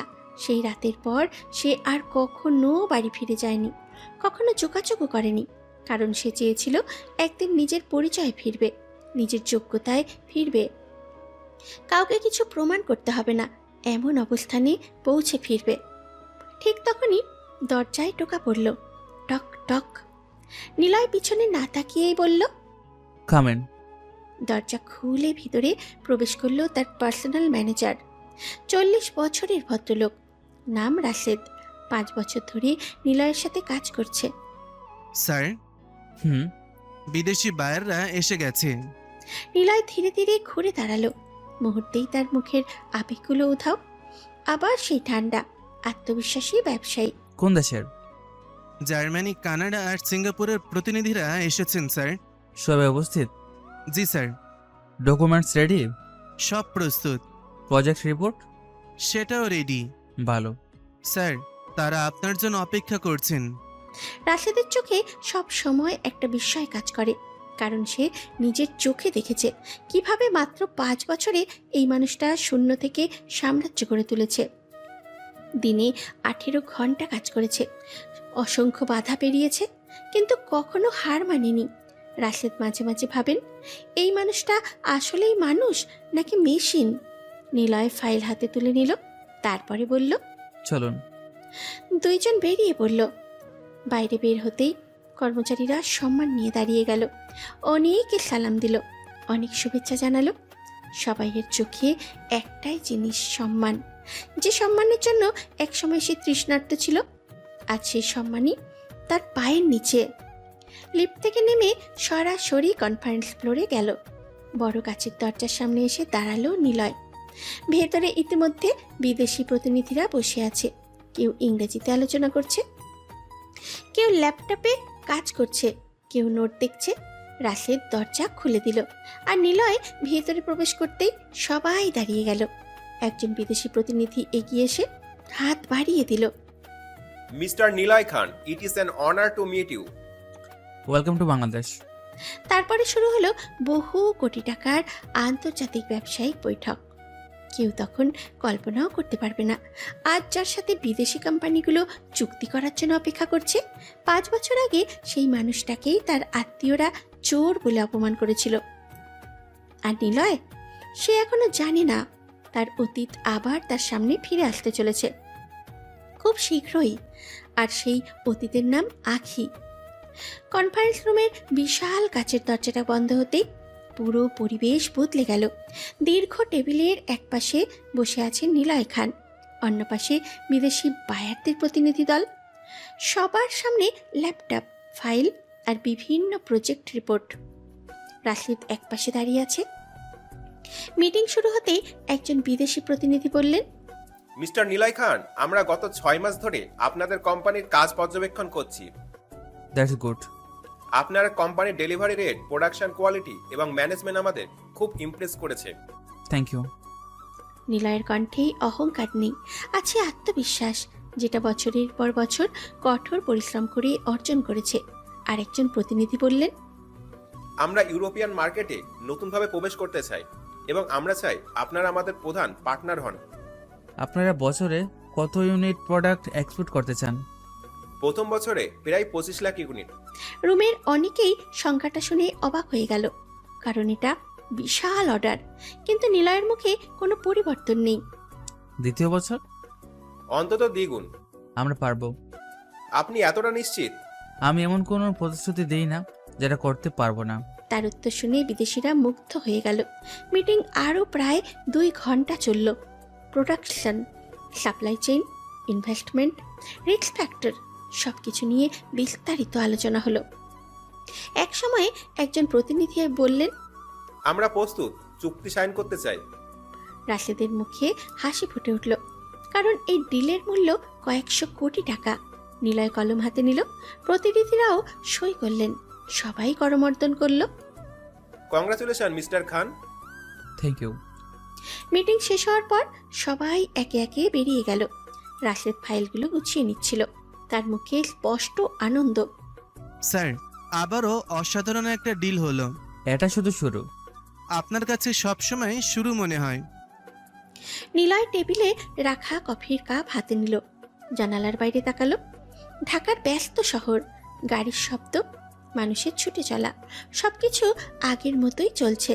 কিন্তু তার জীবন 5 বছরে একেবারে বদলে গেছে। ঠিক তখনই রাশেদ আবার বলল, স্যার, আরেকটা খবর ছিল। বলুন।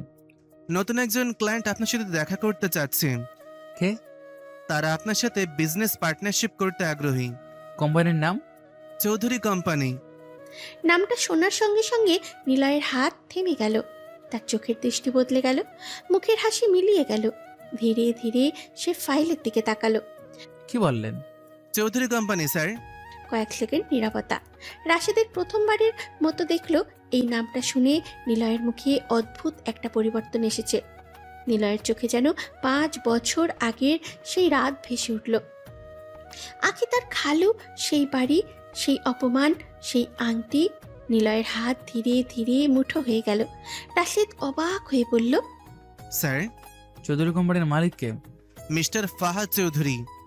নিলয়ের বুকের ভিতরে কেমন একটা চাপা ব্যথা অনুভূত হলো। ফারহাদ চৌধুরী, তার খালু, যে মানুষটা সেদিন একবারও তার পাশে দাঁড়ায়নি, একবারও বলেনি আমি বিশ্বাস করি নিলয়কে। নিলয় চুপচাপ বসে রইল। রাশেদ বলল, আপনি কি তাদের চেনেন স্যার? খুব ভালো করে চিনি। আত্মীয় নাকি? এক সময় ছিল। রাশেদ আর কিছু জিজ্ঞেস করলো না, কারণ সে বুঝতে পারছিল এই নামটার সাথে নিলয়ের কোনো পুরনো স্মৃতি জড়িয়ে আছে। স্যার, ওরা বেশ কয়েকবার যোগাযোগ করেছে, আপনার সাথে জরুরি মিটিং করতে চাই। কেন? শুনেছি তাদের কোম্পানি কিছু আর্থিক সমস্যার মধ্যে আছে, তারা বড় একটা প্রজেক্টে আপনার ইনভেস্টমেন্ট চায়। নিলয়ের চোখ সরু হয়ে এলো। একসময় যারা তাদের গরিব বলে অপমান করত, আজ তারা তার সাহায্য চাইছে। ভাগ্যের খেলাটা সত্যিই অদ্ভুত। নিলয় ধীরে ধীরে চেয়ার থেকে উঠে দাঁড়ালো, তারপরে কাচের জানলার সামনে গিয়ে দাঁড়ালো। অনেকক্ষণ কিছু বলল না। রাশেদ অপেক্ষা করতে লাগলো। অবশেষে নিলয় বলল, তারা কখন আসতে চায়? আপনি সময় দিলেই। ঠিক আছে। মিটিং ফিক্স করব। নিলয় কিছুক্ষণ চুপ রইল। তার চোখে তখন 5 বছর আগের অপমানের আগুন, কিন্তু মুখে কোনো আবেগ নেই। হ্যাঁ, মিটিং ফিক্স করো। কবে স্যার? আগামীকাল। রাশেদ মাথা নেড়ে বেরিয়ে গেল, আর নিলয় একা দাঁড়িয়ে রইল কাচের সামনে। তার ঠোঁটের কোণে অদ্ভুত এক হাসি ফুটে উঠল। 5 বছর পর ভাগ্য আবার তাকে সেই মানুষের সামনে নিয়ে আসছে, কিন্তু এবার সে অপমানিত, অসহায় নিলয় নয়। এবার সে নিলয় খান, যার একটা সিদ্ধান্তে কোটি টাকার ব্যবসা দাঁড়িয়ে যায় কিংবা ভেঙে পড়ে। আর আগামীকালের সেই মিটিং হতে চলেছে বহু বছর পর, তার অতীতের সাথে প্রথম মুখোমুখি হওয়া। বাইরে হালকা বৃষ্টি পড়ছে, আকাশটা আজও মেঘে ঢাকা, চারপাশে অদ্ভুত এক নিস্তব্ধতা। অন্যদিকে ঢাকার বিলাসবহুল অফিসে দেশের শীর্ষ ব্যবসায়ী নিলয় খান কোটি টাকার ডিল নিয়ে ব্যস্ত। আর এদিকে শহরের এক কোণে ছোট্ট একটি পুরনো বাড়িতে একজন মা আজও তার ছেলের জন্য অপেক্ষা করে আছে। 5টা বছর ধরে প্রতিদিন, প্রতি রাত। বাড়িটার খুব একটা পরিবর্তন হয়নি। সেই টিনের চাল, সেই ছোট্ট উঠান, সেই পুরনো দরজা, শুধু একটা জিনিস বদলে গেছে। বাড়িটা আগের চেয়েও বেশি নির্জন হয়ে গেছে, কারণ সেখানে এখন শুধু একজন মানুষ থাকে, নিলয়ের মা। সন্ধ্যার নামাজ শেষ করে তিনি ধীরে ধীরে ঘরে ঢুকলেন। ঘরের দেয়ালে ঝুলছে নিলয়ের বাবার ছবি, তার পাশেই একটা ছোট্ট ফ্রেম, সেখানে নিলয়ের একটা পুরনো ছবি। ছবিটা তখনকার, যখন নিলয় কলেজে পড়ত। ছবির দিকে তাকিয়ে তিনি দীর্ঘশ্বাস ফেললেন, তারপরে ধীরে ধীরে ছবিটার উপরে হাত বুলিয়ে দিলেন। কোথায় যাচ্ছিস বাবা? চোখের কোণে পানি জমে উঠল। প্রতিদিনের মতো আজও একই প্রশ্ন, কিন্তু উত্তর নেই, কোনো দিনই নেই। একবার, শুধু একবার ফিরে আয় বাবা, একবার, আমি আর কিচ্ছু চাই না। কথাগুলো বলতে বলতে তার গলা কেঁপে উঠল। 5 বছর হয়ে গেছে, 5টা দীর্ঘ বছর, কিন্তু নিলয়ের কোনো খবর নেই। সে বেঁচে আছে না মারা গেছে সেটাও জানেন না তিনি। তিনি ধীরে ধীরে আলমারির সামনে গিয়ে দাঁড়ালেন। আলমারির ভেতরে একটা শার্ট খুব যত্ন করে ভাঁজ করে রাখা। পরে খুঁজতে গিয়ে আলমারিতে আরেকটা একই রকম পুরনো শার্ট পেয়েছিলেন তিনি। তারপর থেকে সযত্নে রেখে দিয়েছেন। শার্ট হাতে নিয়ে তিনি বিছানায় বসে পড়লেন। মনে আছে বাবা, তুই বলেছিলি আমাকে হিরোইনের মতো লাগছে। কথাটা মনে পড়তেই তার চোখ বেয়ে অশ্রু গড়িয়ে পড়ল। ঘরটা আবার নিস্তব্ধ হয়ে গেল, শুধু একজন মায়ের চাপা কান্নার শব্দ। 5 বছর আগে সেই রাতের পর তিনি পাগলের মতো ছেলেকে খুঁজেছিলেন। আত্মীয়দের বাড়ি, বন্ধুদের বাড়ি, বাস স্ট্যান্ড, রেল স্টেশন, কোথাও বাদ দেননি। প্রতিদিন ভেবেছেন আজ হয়তো ফিরে আসবে, কাল হয়তো দরজায় কড়া নাড়বে, কিন্তু না। দিন গেছে, মাস গেছে, বছর গেছে, নিলয় আসেনি। সেই ঘটনার পর তার খালাও অনেকবার এসেছেন, কেঁদেছেন, ক্ষমা চেয়েছেন, কিন্তু তাতে কি? যে চলে গেছে সে তো আর ফিরে আসবে না। সেই ঘটনার পর তার খালাও অনেকবার এসেছেন, কেঁদেছেন, ক্ষমা চেয়েছেন, কিন্তু তাতে কি? যে চলে গেছে সে তো আর ফিরে আসেনি। নিলয়ের মা মাঝে মাঝে ভাবেন, সেদিন যদি তিনি ছেলেকে একটু শক্ত করে ধরে রাখতে পারতেন, যদি যেতে না দিতেন, তাহলে হয়তো আজ এই একাকিত্ব থাকতো না। রাত বাড়তে লাগলো, তিনি রান্নাঘরে গেলেন। একজন মানুষের জন্য যতটুকু রান্না লাগে ততটুকুই করেছেন। খাবার টেবিলে বসে কয়েক লোকমা মুখে দিলেন, তারপরে আর খেতে পারলেন না। চোখ আবার ভিজে উঠল, কারণ খেতে বসলেই তার নিলয়ের কথা মনে পড়ে। নিলয় সবসময় বলতো, মা তুমি আগে খাও। তুই খা আগে। না, তুমি আগে। সেই স্মৃতিগুলো যেন আজও ঘরের দেয়ালে লেগে আছে। তিনি আর খেতে পারলেন না, চুপচাপ খাবার সরিয়ে রাখলেন। রাত প্রায় 11টা, বাইরে বৃষ্টি আরও বেড়েছে। নিলয়ের মা বিছানায় শুয়ে আছেন, ঘরের বাতি নিভিয়ে দিয়েছেন, তবুও তার চোখে ঘুম নেই, কারণ এই 5 বছরে ঘুমও যেন তার সাথে অভিমান করেছে। তিনি ছাদের দিকে তাকিয়ে আছেন, হঠাৎ ফিসফিস করে বললেন, আজও এলি না বাবা? চোখ বেয়ে পানি গড়িয়ে পড়ল। তিনি মুখ চেপে কাঁদতে লাগলেন, কারণ এই কান্না দেখার মতো কেউ নেই, শোনার মতোও কেউ নেই। জানিস বাবা, আমি এখনও রাতের দরজা লক করার আগে বাহিরে তাকাই। মনে হয় তুই হয়তো দাঁড়িয়ে আছিস, মনে হয় তুই হয়তো বলবি, মা আমি ফিরে এসেছি। তিনি হাও মাও করে কেঁদে উঠলেন। তার বুকের ভেতরে জমে থাকা 5 বছরের কষ্ট যেন বেরিয়ে আসতে চাইছে। আমি জানি তুই চোর না বাবা, আমি জানি, আমি জানি। তার কণ্ঠ ভেঙে গেল। সেদিনও তিনি বিশ্বাস করেছিলেন, আজও করেন, কিন্তু তার বিশ্বাসের কথা শোনার জন্য নিলয় কোথাও নেই। অনেকক্ষণ কান্নার পর ক্লান্ত হয়ে তিনি চোখ বন্ধ করলেন, কিন্তু ঘুম আসার আগেও শেষবারের মতো দরজার দিকে তাকালেন, যেন এখনো আশা করছেন হয়তো এই মুহূর্তেই দরজায় কড়া নাড়বে কেউ, হয়তো বলবে, মা দরজা খোলো, আমি এসেছি। কিন্তু দরজা নীরব, রাত নীরব, আর একজন মায়ের অপেক্ষাও নীরব। তিনি জানেন না যে ছেলের জন্য তিনি 5 বছর ধরে কাঁদছেন, সেই ছেলেই আজ দেশের অন্যতম বড় ব্যবসায়ী। আর ভাগ্য খুব শীঘ্রই মা ছেলেকে আবার মুখোমুখি দাঁড় করাতে চলেছে। পরের দিন সকাল, ঢাকার ব্যস্ততম বাণিজ্যিক এলাকার মাঝখানে মাথা উঁচু করে দাঁড়িয়ে আছে খান গ্রুপের বিশাল ভবন। সকাল থেকেই অফিসে ব্যস্ততা, কর্মচারীরা যার যার কাজে ব্যস্ত। কনফারেন্স রুম প্রস্তুত করা হচ্ছে, কারণ আজ গুরুত্বপূর্ণ একটা মিটিং। চৌধুরী গ্রুপের সাথে মিটিং। অন্যদিকে একটা কালো গাড়ি এসে থামল ভবনের সামনে। গাড়ি থেকে প্রথমে নামলেন ফরহাদ চৌধুরী, তারপরে নামলো আখি। 5 বছরে আখিও অনেক বদলে গেছে, আগের মতোই সুন্দরী, কিন্তু মুখে সেই পুরনো অহংকারের ছাপ এখন অনেকটাই কম। সময়ের সাথে মানুষ বদলায়, তবে অতীতের ভুল মুছে যায় না। আখি চারিপাশে তাকিয়ে অবাক হয়ে বলল, বাবা অফিসটা তো অনেক বড়। শুধু বড় না, দেশের অন্যতম বড় কোম্পানি। সত্যি বলতে কি এখনো বিশ্বাস হচ্ছে না আমরা তাদের সাথে মিটিং করতে এসেছি। সময় সব বদলে দেয় মা। যদি এই ডিলটা হয়ে যায় তাহলে আমাদের অনেক সমস্যা কমে যাবে। ইনশাল্লাহ। কয়েক মাস ধরে চৌধুরী গ্রুপের ব্যবসা খারাপ যাচ্ছে। বাজারে নতুন প্রতিযোগী এসেছে, কিছু প্রজেক্টেও লোকসান হয়েছে। তাই তারা এখন বড় কোনো কোম্পানির সাথে কাজ করতে চায়।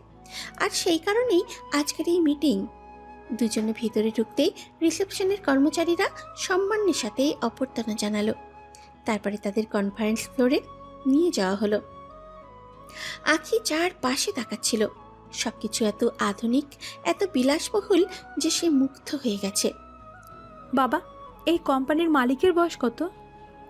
শুনেছি খুব বেশি না, 30-এর নিচে হবে। এত কম বয়সে এত বড় ব্যবসায়ী? সবাই পারে না, কিছু মানুষ জন্মে ইতিহাস তৈরি করার জন্য। কথাটা শুনে আখি মাথা নেড়ে সম্মতি দিল। তারপরে দুজন কনফারেন্স রুমে গিয়ে বসলো। রুমটা বিশাল, মাঝখানে বড় টেবিল, দেয়ালে ডিজিটাল স্ক্রিন, সবকিছু নিখুঁতভাবে সাজানো। কিছুক্ষণ পর ম্যানেজার রাশেদ ঘরে ঢুকলেন। Welcome mister Chowdhury. ধন্যবাদ স্যার কিছুক্ষণের মধ্যেই আসবেন। উনি কি সব সময় এত ব্যস্ত থাকেন? স্যার খুব কম সময় নষ্ট করেন। বুঝলাম।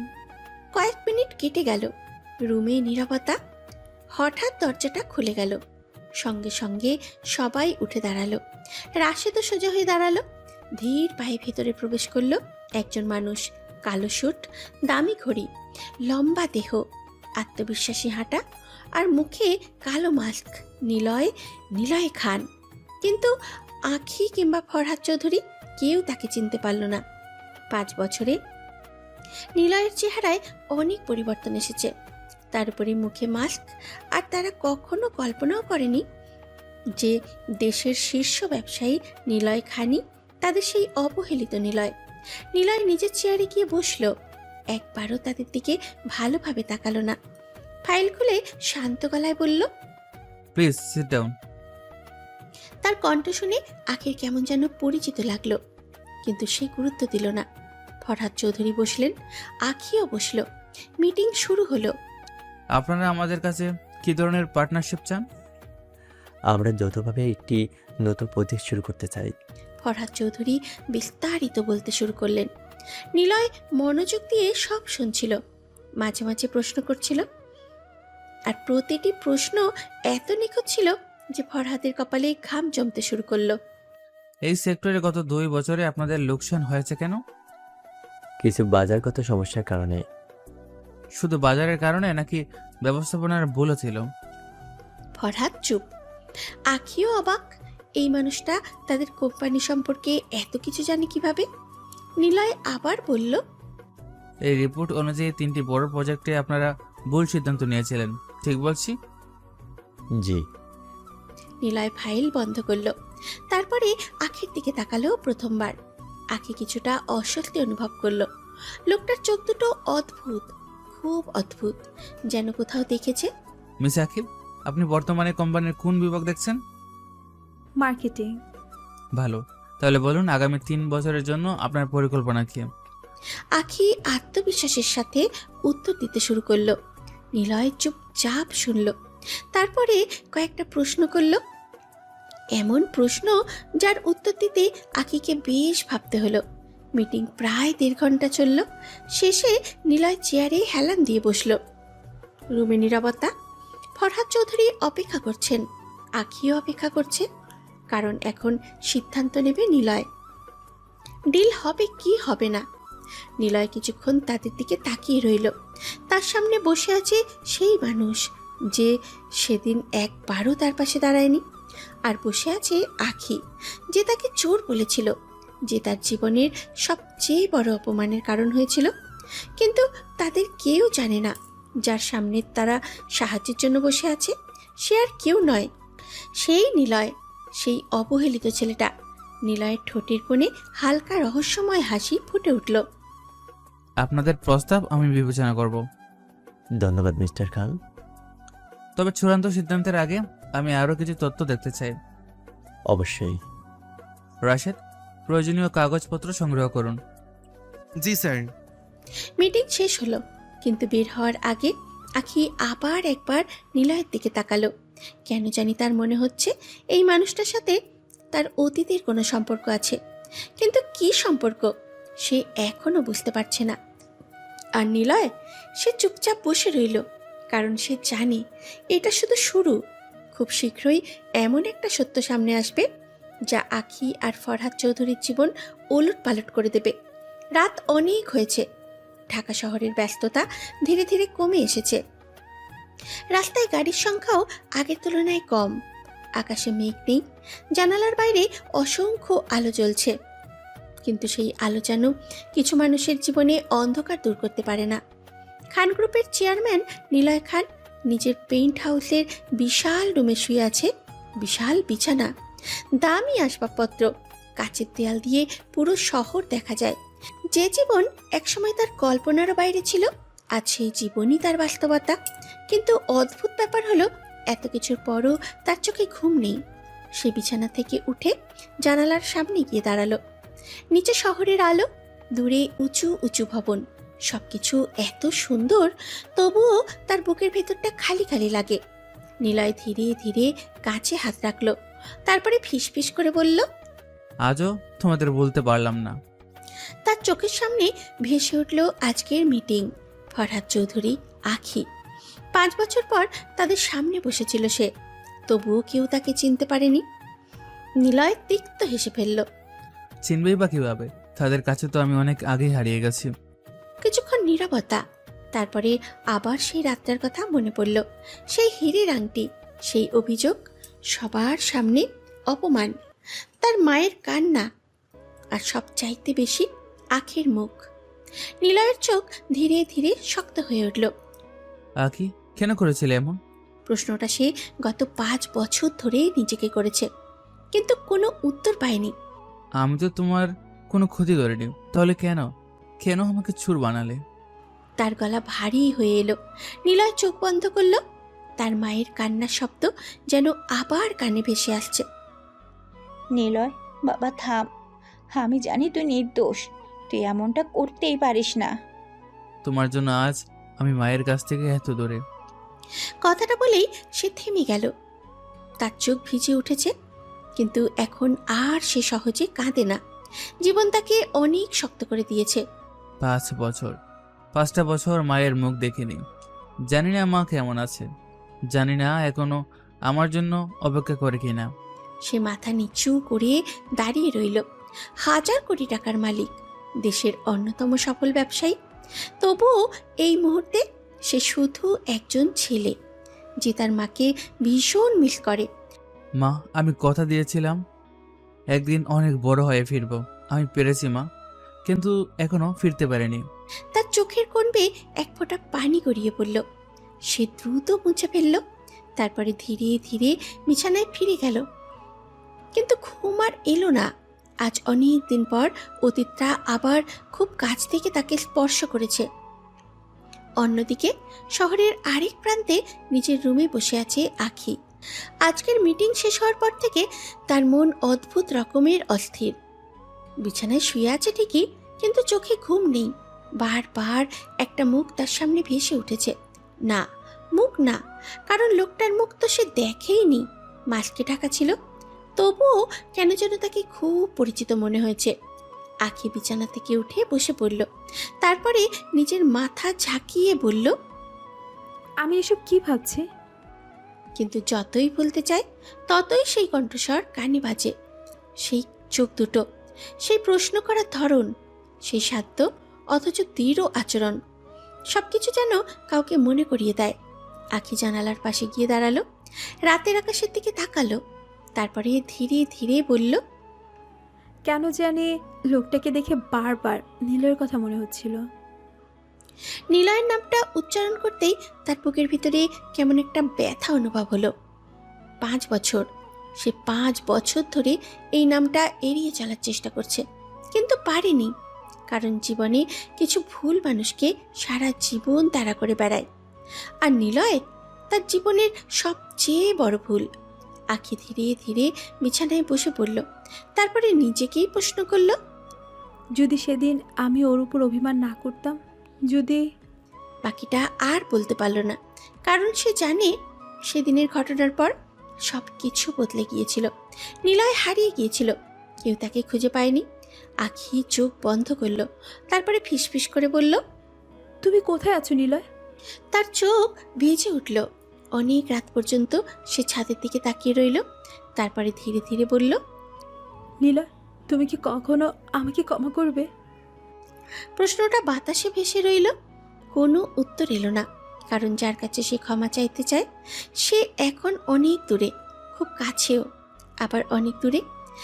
আর আখি এখনো জানে না যার কথা সে আজ রাতে ভাবছে, যার ক্ষমা পাওয়ার জন্য তার মনটা কাঁদছে, সেই নিলয়ই আজকে সেই রহস্যময় ব্যবসায়ী নিলয় খান। আর খুব শীঘ্রই সত্যটা সামনে আসতে চলেছে। পরের দিন সকাল, খান গ্রুপ ইন্টারন্যাশনালের প্রধান কার্যালয়ে সকাল থেকেই ব্যস্ততা। কর্মচারীরা দ্রুত কাজ করছে, মিটিংয়ের প্রস্তুতি চলছে। দেশের বিভিন্ন বড় বড় কোম্পানির প্রতিনিধিরা আজ নিলয় খানের সাথে বৈঠক করতে এসেছে।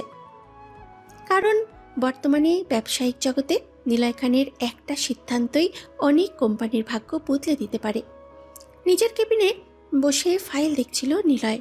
তার সামনে কয়েকটা গুরুত্বপূর্ণ প্রজেক্টের রিপোর্ট এক এক করে সব কিছু যাচাই করছে। ঠিক তখনই রাশিদ ভিতরে প্রবেশ করলো। Good morning sir. Good morning. 10টায় মিটিংয়ে সবাই এসে গেছে। ঠিক আছে। নিলয় টেবিলের উপরে রাখা কালো মাস্কটা হাতে নিল, তারপরে ধীরে ধীরে পরে নিল। রাশিদ বহুবার ভেবেছে স্যার সব সময় গুরুত্বপূর্ণ মিটিংয়ে মাস্ক কেন পরে, কিন্তু কখনো জিজ্ঞেস করার সাহস পায়নি। কারণ নিলয় ব্যক্তিগত বিষয় নিয়ে কথা বলতে একদম পছন্দই করে না। কিছুক্ষণ পর নিলয় কনফারেন্স রুমে প্রবেশ করলো, সঙ্গে সঙ্গে সবাই দাঁড়িয়ে গেল। নিলয় সংক্ষিপ্তভাবে মাথা নেড়ে বসে পড়ল। তারপরে শুরু হলো মিটিং। একটি কোম্পানির প্রতিনিধি বলল, স্যার, আমরা একটি ম্যানুফ্যাকচারিং প্রজেক্টে আপনার সহযোগিতা চাই। প্রজেক্ট রিপোর্ট দিন। লোকটি দ্রুত ফাইল এগিয়ে দিল। নিলয় কয়েক মিনিট মনোযোগ দিয়ে সব কিছু দেখল, তারপরে প্রশ্ন করতে শুরু করলো, একটার পর একটা। এমন সব প্রশ্ন যার উত্তর দিতে গিয়ে প্রতিনিধিদের কপালে ঘাম বের হয়ে গেল। স্যার, আমরা বিষয়টা এভাবে ভাবিনি। এটাই সমস্যা, বিনিয়োগ করার আগে সব দিক ভেবে সিদ্ধান্ত নিতে হয়। প্রায় 2 ঘন্টা ধরে মিটিং চলল। শেষে সবাই মুক্ত হয়ে বেরিয়ে গেল। একজন প্রতিনিধি বের হওয়ার সময় আরেকজনকে বলল, এখন বুঝলাম কেন ওনাকে বিজনেস কিং বলা হয়। নিলয় তখনও টেবিলের উপরে রাখা ফাইল দেখছিল। তার কাছে প্রশংসা কিংবা সমালোচনা দুটোই এখন খুব সাধারণ ব্যাপার। মিটিং শেষ করে সে নিজের কেবিনে ফিরে এলো। চেয়ারে বসে কফির কাপ হাতে নিল। জানালার বাইরে তাকিয়ে কিছুক্ষণ চুপ করে রইল। ঠিক তখনই দরজার নক পড়ল। কামেন। স্যার, হুম। একজন আপনার সাথে দেখা করতে এসেছেন। কে? আখি ম্যাডাম। নামটা শুনে নিলয়ের হাত থেমে গেল। তার চোখ কয়েক সেকেন্ডের জন্য স্থির হয়ে রইল।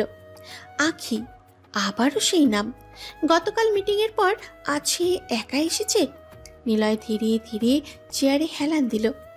স্যার, কি বিষয়? বলেছেন কিছু ব্যবসায়িক আলোচনা আছে আর ব্যক্তিগতভাবেও কিছু কথা বলতে চান। নিলয়ের ঠোঁটের কোণে হালকা হাসি ফুটে উঠল। ব্যক্তিগত কথা? আখি যদি জানতো সে কার সামনে দাঁড়াতে যাচ্ছে। নিলয় কিছুক্ষণ নীরব রইল, তারপরে টেবিলের উপরে রাখা মাস্কটা ঠিক করে নিল। যদিও কেবিনে একা ছিল, তবুও সে নিশ্চিত হতে চাইল মুখ যেন ঢাকা থাকে। এখনো সময় আসেনি নিজের পরিচয় প্রকাশ করার। তার চোখে তখন অদ্ভুত একটা শান্ত ভাব। ভেতরে ঝড় থাকলেও বাইরে কিছুই বোঝা যাচ্ছে না। রাশেদ আবার বলল, স্যার, পাঠিয়ে দেব? পাঠাও। জি স্যার। রাশেদ বেরিয়ে গেল আর নিলয় চুপচাপ বসে রইল। তার দৃষ্টি গিয়ে থামল কাঁচের দরজার দিকে। 5 বছর আগে যেই মেয়েটা তার জীবনের সবচেয়ে বড় অপমানের কারণ হয়েছিল, আজ সেই মেয়েই তার কেবিনে আসছে, তাও নিজের ইচ্ছায়। নিলয় গভীর একটা শ্বাস নিল। তার চোখের সামনে আবার ভেসে উঠল সেই রাত, সবার সামনে জোর অপবাদ, মায়ের কান্না, অন্ধকার রাস্তা, একাকিত্ব সংগ্রাম, তারপর সাফল্য। নিলয় মনে মনে বলল, সময় সত্যি অদ্ভুত। একসময় আমি তোমাদের দরজায় দাঁড়াতাম, আজ তোমরাই আমার দরজায় এসেছো। ঠিক তখনই বাইরে হালকা হিলে শব্দ শোনা গেল। কেউ কেবিনের দিকে এগিয়ে যাচ্ছে। নিলয় মাথা নিচু করে ফাইল খুলে বসে রইল। মুখে কালো মাস্ক, চোখে ঠান্ডা দৃষ্টি। আর কয়েক সেকেন্ডের পরে আখি প্রবেশ করবে তার কেবিনে। কিন্তু তখনও আখি জানবে না তার সামনে বসে থাকা মানুষটাই সেই নিলয়, যাকে সে 5 বছর আগে হারিয়ে ফেলেছিল। কেবিনের বাইরে দাঁড়িয়ে আছে আখি, তার হাতে কয়েকটা ফাইল। কিন্তু আজ সে শুধু ব্যবসার কথা বলার জন্যই আসেনি। গতকালের মিটিংয়ের পর থেকে তার মনটা অদ্ভুত অস্থির হয়ে আছে। বারবার সেই মানুষটার কথা মনে পড়ছে। তার কথা বলার ধরন, তার চোখ, তার ব্যক্তিত্ব, সব কিছু কেমন যেন পরিচিত। আখি ধীরে ধীরে দরজায় নক করলো। কামেন। আখি দরজা খুলে ভেতরে ঢুকলো। কেবিনের মাঝখানে বিশাল টেবিল। টেবিলের ওপাশে বসে আছে নিলয়, কালো মাস্কে মুখ ঢাকা, হাতে একটা ফাইল। মাথা নিচু করে সে কিছু কাজ করছে। আখি কয়েক সেকেন্ড তার দিকে তাকিয়ে রইল। আজও সেই অদ্ভুত অনুভূতি। লোকটাকে দেখলেই বুকের ভিতর কেমন যেন হয়। নিলয় মাথা না তুলেই বলল, বসুন।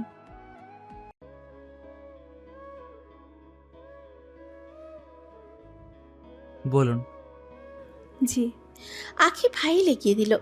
তারপরে ব্যবসায়িক আলোচনা শুরু হলো। প্রজেক্টের বাজেট, মার্কেটিং প্ল্যান, ভবিষ্যৎ বিনিয়োগ, সব কিছু নিয়ে কথা বলতে লাগলো দুজন। কিন্তু একটা সমস্যা হচ্ছিল, আখি ঠিক মতো কাজে মন দিতে পারছিল না।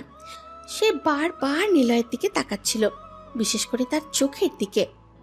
নিলয় সেটা বুঝতে পারছিল। সে ফাইল দেখছিল ঠিকই, কিন্তু আখির প্রতিটা দৃষ্টি তার চোখ এড়ায়নি। কিছুক্ষণ পর নিলয় কলম নামিয়ে বলল, কোনো সমস্যা? না। তাহলে বারবার আমার দিকে তাকাচ্ছেন কেন? আসলে জি। কিছু না। নিলয় আবার কাজে মন দিল, কিন্তু কয়েক মিনিট পর একই ঘটনা। আখি আবার তার দিকে তাকিয়ে আছে। নিলয় এবার ফাইল বন্ধ করল। তারপরে শান্ত গলায় বলল, মিস আঁকি, জি। কাজ মন দিন। সরি। আমি মনে করি অফিসে ব্যক্তিগত বিষয় বাদ দিয়ে কাজের দিকে মনোযোগ দেওয়া উচিত। জি। একটা কথা বলবো? বলুন। আপনাকে খুব চেনা চেনা মনে হয়। কথাটা শুনে নিলয়ের হাত থেমে গেল, কিন্তু মুখে কোনো পরিবর্তন এলো না। তাই? জি। কোথায় দেখেছেন? সেটাই তো বুঝতে পারছি না। নিলয় ধীরে ধীরে চেয়ারে হেলান দিল। তারপরে আখির দিকে তাকালো, সরাসরি চোখে চোখ। মানুষ কি শুধু চোখ দিয়ে দেখে চেনা যায়? না মানে সব সময় না। তাহলে? আপনার চোখ দুটো খুব পরিচিত লাগে। নিলয়ের ঠোঁটে কোণে হালকা হাসি ফুটে উঠল, কিন্তু সেই হাসিতে উষ্ণতা ছিল না, ছিল তিক্ততা। পৃথিবীতে অনেক মানুষের চোখ একই রকম হতে পারে।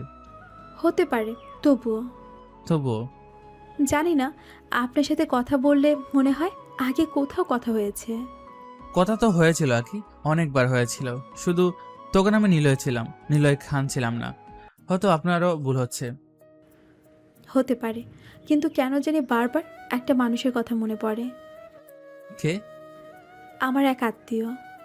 নিলয়ের বুকের ভিতরে কেমন যেন করে উঠল, তবুও সে মুখে কিছু প্রকাশ করলো না। এখন কোথায় সে? জানি না, 5 বছর আগে হারিয়ে গেছে। নিলয়ের চোখে এক মুহূর্তের জন্য ব্যথা ঝলসে উঠল, কিন্তু আখি সেটা বুঝতে পারল না। আখি ধীরে ধীরে বলল, আমি অনেক খুঁজেছি, কিন্তু পাইনি। কেন? প্রশ্নটা শুনে আখির চোখ নিচু হয়ে গেল। অনেকক্ষণ পর বলল, কারণ তার হারিয়ে যাওয়ার জন্য আমিও দায়ী।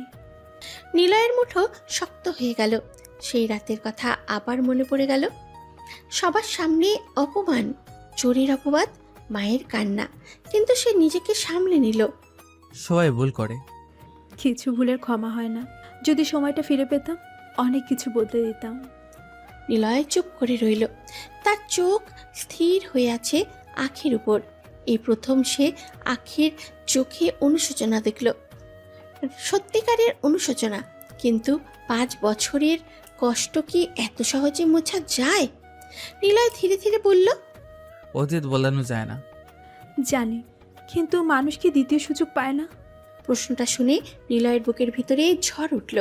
কারণ প্রশ্নটা শুধু কথার কথা নয়, এটা যেন সরাসরি তার কাছেই করা, কিন্তু সে নিজের অনুভূতি প্রকাশ করল না। সেটা নির্ভর করে মানুষটার উপর, কেউ ক্ষমা করে আবার কেউ করে না। আশা করি একদিন সে আমাকে ক্ষমা করবে। নিলয় জানালার বাইরে তাকালো, তার ঠোঁটে রহস্যময় হাসি। কারণ আখি জানে না, যার ক্ষমা পাওয়ার জন্য সে 5 বছর ধরে অপেক্ষা করছে, সে এই মুহূর্তে তার সামনেই বসে আছে আর তার চোখের দিকেই তাকিয়ে আছে। কেবিনের ভিতরে আবারও কাজের আলোচনা শুরু হলো। কিছুক্ষণ আগের ব্যক্তিগত কথাগুলোর পর দুজনেই নিজেদের সামনে নিয়েছে। টেবিলের উপরেই ফাইল ছড়িয়ে আছে। নিলয় একের পর এক রিপোর্ট দেখছে আর আখি মনোযোগ দিয়ে তার কথা শুনছে। তবে একটা বিষয় সে বারবার লক্ষ্য করেছে, লোকটা খুব কম কথা বলে, যতটুকু প্রয়োজন ঠিক ততটুকু, আর তার প্রতিটা সিদ্ধান্ত যেন অনেক ভেবে নেওয়া। আখি একটা ফাইল সামনে এগিয়ে দিল। এই অংশটা নিয়ে আমরা একটু চিন্তায় আছি। চিন্তার কিছু নেই, মানে? আপনারা ভুল জায়গায় বিনিয়োগ করতে যাচ্ছেন। আপনার পুরো টিম ভুলও হতে পারে। দেখুন, এই সেক্টরে গত 1 বছরে বাজারের 20% কমেছে, আর এই সেক্টরে 30% বৃদ্ধি হয়েছে। আপনারা যদি এখানে বিনিয়োগ করেন তাহলে লাভের সম্ভাবনা দ্বিগুণ হবে। সত্যি বলতে কি, আমরা এভাবে ভাবিনি। ব্যবসায় আবেগ দিয়ে সিদ্ধান্ত নেওয়া যায় না, শুধু হিসাব দিয়ে সিদ্ধান্ত নিতে হয়। আপনি সবকিছু এত দ্রুত বুঝে ফেলেন কিভাবে? ভুল থেকে শিখেছি, অনেক ভুল থেকে। কথাটা শুনে আখির বুকের ভিতরে কেমন যেন করে উঠল। কেন জানি মনে হলো লোকটা শুধু ব্যবসার কথা বলছে না, তার জীবনের কথাও বলছে। প্রায় আরও আধ ঘন্টা ধরে আলোচনা চলল। একসময় সব কাজ শেষ হয়ে গেল। আখি ফাইলগুলো গুছিয়ে নিল, তারপরে দাঁড়িয়ে বলল, তাহলে আজ উঠি। ঠিক আছে, রিপোর্টগুলো আপডেট করে পাঠিয়ে দিবেন। জি। আখি হালকা হাসলো। নিলয়ও মাথা নেড়ে উত্তর দিল। তারপরে আখি ঘুরে দরজা দিকে হাঁটতে লাগলো, কিন্তু তার মন এখনও অদ্ভুতভাবে অস্থির। বারবার মনে হচ্ছে এই মানুষটার সাথে তার কোনো সম্পর্ক আছে, খুব গভীর কোনো সম্পর্ক, যেটা সে ধরতে পারছে না। এসব ভাবতে ভাবতেই দরজার কাছে পৌঁছে গেল আখি, আর ঠিক তখনই তার হিল কার্পেটের একপাশে বেঁধে গেল। আহ! মুহূর্তের মধ্যেই তার শরীরের ভারসাম্য নষ্ট হয়ে গেল। সে সামনেই পড়ে যেতে লাগলো। সবকিছু এত দ্রুত ঘটল যে সে নিজেও বুঝতে পারল না, কিন্তু তার মাটিতে পড়া হলো না। কারণ ঠিক সেই মুহূর্তে নিলয় চেয়ার ছেড়ে উঠে দাঁড়িয়েছিল। এক ঝটকায় সে আখির হাত ধরে টেনে নিল। ভারসাম্য হারিয়ে আখি সরাসরি নিলয়ের বুকে এসে ধাক্কা খেল। ভয়ে সে চোখ বন্ধ করে ফেলল, আর অজান্তেই 2 হাতই শক্ত করে নিলয়কে জড়িয়ে ধরল। উফ! কয়েক সেকেন্ডের জন্য সময় যেন থমকে গেল। পুরো কেবিন নিস্তব্ধ, শুধু দুজন মানুষের দ্রুত হৃদস্পন্দনের শব্দ। আখি এখনো চোখ বন্ধ করে আছে, ভয়ে তার হাত কাঁপছে। নিলয় স্থির হয়ে দাঁড়িয়ে আছে, তার 2 হাত আখির কাঁধের কাছে, যাতে সে পড়ে না যায়। কয়েক মুহূর্তের জন্য তার চোখে 5 বছর আগে সেই চঞ্চল মেয়েটার ছবি ভেসে উঠল, যে সব সময় তাকে অপমান করত, রাগাতো, খোঁচা দিত। কিন্তু আজ সেই মেয়েটাই ভয়ে তাকে জড়িয়ে ধরে আছে। আখি ধীরে ধীরে চোখ খুলল আর বুঝতে পারল সে যে কি অবস্থায় আছে। মুহূর্তের মধ্যে তার মুখ লাল হয়ে গেল। সে দ্রুত সরে যেতে চাইল, কিন্তু তখনও ভারসাম্য পুরোপুরি ফিরে পায়নি। নিলয় হালকা গলায় বলল, সাবধানে। সরি। নিলয় কয়েক সেকেন্ড তার দিকে তাকিয়ে রইল, তারপরে ঠোঁটের কোণে হালকা হাসি ফুটে উঠল। সাবধান মিস আখি, নিজেকে সামলাতে না পারলে বিজনেস সামলাবেন কিভাবে? কথাটা শুনে আখি লজ্জা আর বিরক্তির মাঝামাঝি একটা মুখভঙ্গি করল। এটা মজার সময়। আমি তো শুধু বাস্তব কথা বললাম। আমি পড়ে যাচ্ছিলাম, তাই তো ধরেছি। ধন্যবাদ। ওয়েলকাম। আবার সেই চোখ, সেই পরিচিত দৃষ্টি, আখি যতই তাকায় ততই তার মনে হয় এই চোখ সে আগে দেখেছে, খুব কাছ থেকে দেখেছে, কিন্তু কোথায়, কখন সে কিছুতেই মনে করতে পারছে না। নিলয় সেটা বুঝতে পেরে মুখ ঘুরিয়ে নিল, কারণ আর একটু বেশি সময় তাকিয়ে থাকলে হয়তো আখি সত্যিটা আঁচ করে ফেলবে। আর কিছু? না। আখি দরজার দিকে এগোলো। দরজা খুলে বের হয়ে যাওয়ার আগে আবার একবার পেছনে তাকালো। নিলয় তখন জানলার দিকে মুখ করে দাঁড়িয়ে আছে, মুখে মাস্ক, কিন্তু তার চোখ দুটো, সেই চোখ দুটো আখির বুকের ভেতরে অদ্ভুত এক ঝড় তুলে দিল। আখি মনে মনে বলল, কে আপনি? কেন বারবার আপনাকে দেখলে নিলয়ের কথা মনে পড়ে? আর কেবিনের ভিতরে দাঁড়িয়ে নিলয় ধীরে ধীরে চোখ বন্ধ করল। সে অনুভব করছে আখি আগের মতো নেই, তার মধ্যে পরিবর্তন এসেছে, অনুশোচনা এসেছে, কিন্তু তার হৃদয়ের ক্ষতগুলো এখনো শুকোয়নি। 5 বছরের কষ্ট এত সহজে কি ভোলা যায়? বাইরে করিডর দিয়ে হাঁটতে হাঁটতে আখি বারবার পেছনে তাকাচ্ছিল, আর ভেতরে দাঁড়িয়ে নিলয় জানতো এই খেলা বেশি দিন গোপন থাকবে না, খুব শীঘ্রই এমন কিছু ঘটবে যার পর আর নিজের পরিচয় লুকিয়ে রাখা সম্ভব হবে না। রাত প্রায় 10টা। আজ সারাদিন অফিসে কাজ করলেও নিলয়ের মন কোথাও স্থির ছিল না। বারবার একটা মুখ তার সামনে ভেসে উঠছে, তার মা। 5 বছর ধরে যাকে সে শুধু স্মৃতিতে দেখেছে, 5 বছর ধরে যার কণ্ঠ শুধু কল্পনায় শুনেছে, 5 বছর ধরে যার কাছে যেতে চেয়েও যায়নি। নিজের কেবিনে বসেছিল নিলয়, টেবিলের উপরে অনেক ফাইল, কিন্তু সে কোনো কাজেই মন দিতে পারছে না। জানালার বাইরে তাকিয়ে দীর্ঘশ্বাস ফেলল, তারপরে ধীরে বলল, আর না, অনেক হয়েছে। 5 বছর ধরে সে নিজেকে আটকেছে, ভাবতো আরও বড় হবে, আরও প্রতিষ্ঠিত হবে, তারপরে ফিরবে। কিন্তু আজ হঠাৎ মনে হলো যদি খুব দেরি হয়ে যায়, যদি একদিন গিয়ে দেখে মা আর নেই। এই চিন্তাটাই তার বুক কাঁপিয়ে দিল। নিলয় তাড়াতাড়ি উঠে দাঁড়ালো। আজ মাকে দেখবো, দূর থেকে হলেও দেখবো। সিদ্ধান্ত নেওয়ার পর আর দেরি করলো না। ড্রয়ার খুলে একটা সাধারণ কালো জ্যাকেট বের করলো, মুখে মাস্ক পরল, মাথায় ক্যাপ, যাতে কেউ সহজে চিনতে না পারে। কিছুক্ষণ পর তার গাড়ি ঢাকার ব্যস্ত রাস্তা ছেড়ে পুরনো এক এলাকায় ঢুকলো, যে এলাকায় সে একসময় বড় হয়েছে, যেখানে তার শৈশব কেটেছে, যেখানে তার মা এখনো থাকে। গাড়ির জানলা দিয়ে বাইরে তাকিয়ে রইল নিলয়। প্রতিটা রাস্তা চেনা, প্রতিটা মোড় চেনা, প্রতিটা স্মৃতি চেনা। তার বুকের ভেতরটা কাঁপতে লাগলো। 5 বছর আগেও সে এই রাস্তায় হেঁটেছিল, তবে তখন সে ছিল অপমানিত, ভাঙা একটা ছেলে। আজ সে দেশের টপ বিজনেসম্যান। কিন্তু আশ্চর্য, মায়ের সামনে যাওয়ার সাহস আজও ঠিক আগের মতোই কাঁপছে। গাড়ি থামলো, নিলয় ধীরে ধীরে নেমে এলো। তার চোখ সামনে ছোট্ট সেই বাড়ি, এখনো একই রকম আছে। দরজার রং একটু উঠে গেছে, দেয়ালের প্লাস্টারও কিছু জায়গায় খসে পড়েছে, কিন্তু এটাই তো তার বাড়ি। নিলয়ের চোখ ভিজে উঠল। সে ধীরে ধীরে এগিয়ে গেল। দরজার সামনে দাঁড়িয়ে অনেকক্ষণ চুপ করে রইল, তার হাত কাঁপছে। নিলয় মনে মনে বলল, মা, আমি এসেছি। তারপরে ধীরে ধীরে দরজায় নক করলো। ভেতর থেকে পায়ের শব্দ এলো। নিলয়ের বুকের ধুকপুকানি বেড়ে গেল। তারপর দরজা খুলল। দরজার ওপাশে দাঁড়িয়ে আছেন একজন মধ্যবয়স্ক মহিলা। চোখের নিচে কালি, মুখে ক্লান্তির ছাপ, চুলে কিছু সাদা রং চলে এসেছে। 5 বছরে বয়স যেন অনেকটা বেড়ে গেছে। তিনি নিলয়ের মা। নিলয় স্থির হয়ে গেল। এতদিন পর মাকে সামনে দেখে তার চোখ ভিজে উঠল, কিন্তু নিজেকে সামলে নিল। মুখে তো মাস্ক আছেই। কে বাবা? কণ্ঠটা শুনে নিলয়ের বুক কেঁপে উঠল। এই কণ্ঠ শোনার জন্য সে কত রাত অপেক্ষা করেছে, কিন্তু এখন নিজেকে নিয়ন্ত্রণ করতে হবে। নিলয় গলা বদলে বলল, একটা ঠিকানা জানতে চাচ্ছিলাম। কোন ঠিকানা? নিলয় দ্রুত একটা অজুহাত বানাতে গেল, কিন্তু ঠিক তখনই তার চোখের কোণে জমে থাকা পানি গড়িয়ে পড়ল, আর সে মাথা নিচু করল। কি হয়েছে বাবা? তিনি আরও কাছে এগিয়ে এলেন। নিলয় মুখ ঘুরিয়ে নিল। সে চায় না মা চিনে ফেলুক, এখনো না, কিন্তু ভাগ্য যেন অন্য কিছু লিখে রেখেছে। ঠিক তখনই হালকা বাতাস এলো, আর নিলয়ের মাথার ক্যাপটা নিচে পড়ে গেল। সে দ্রুত নিচু হয়ে তুলতে গেল। মাস্কও একটু সরে গেল। নিলয়ের মা কয়েক সেকেন্ড স্থির হয়ে রইলেন, তারপরে কাপা গলায় বললেন, নিলয়। না, আপনি ভুল করছেন। না না। তিনি আরও কাছে এলেন।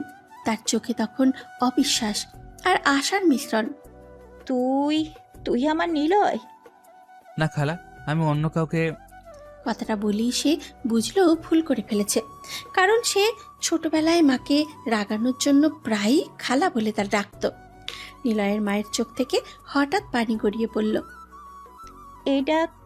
এই কণ্ঠ আমি ভুলবো কিভাবে? তুই আমার ছেলে, আমার নিলয়। আর নিজেকে ধরে রাখতে পারল না নিলয়, ধীরে ধীরে মাস্কটা খুলে ফেলল। পরের মুহূর্তেই নিলয়ের মা চিৎকার করে উঠলেন, নিলয় বাবা। তিনি ছুটে এসে নিলয়কে জড়িয়ে ধরলেন। 5 বছরের জমে থাকা কান্না একসাথে বেরিয়ে এলো। তুই ফিরে এসেছিস বাবা, তুই ফিরে এসেছিস। নিলয়ও আর নিজেকে সামলাতে পারল না, তার চোখ দিয়েও পানি গড়িয়ে পড়ল। 5 বছর পর একজন মা তার ছেলেকে ফিরে পেয়েছে, আর একজন ছেলে ফিরে পেয়েছে তার পৃথিবীর সবচেয়ে আপন মানুষটাকে। কিন্তু তারা এখনো জানে না এই পুনর্মিলনের খবর খুব শীঘ্রই এমন কিছু মানুষের জীবন বদলে দেবে যারা 5 বছর আগে সেই বিচ্ছেদের কারণ হয়েছিল। 5 বছর পর মা ছেলে দেখা, দুজনেই একে অপরকে শক্ত করে জড়িয়ে ধরে আছে। কারো চোখের পানি থামছে না। 5 বছরের কষ্ট, 5 বছরের অপেক্ষা, 5 বছরের না বলা কথা, সবকিছু যেন আজ একসাথে বের হয়ে আসছে। তুই কেন এমন করলি বাবা?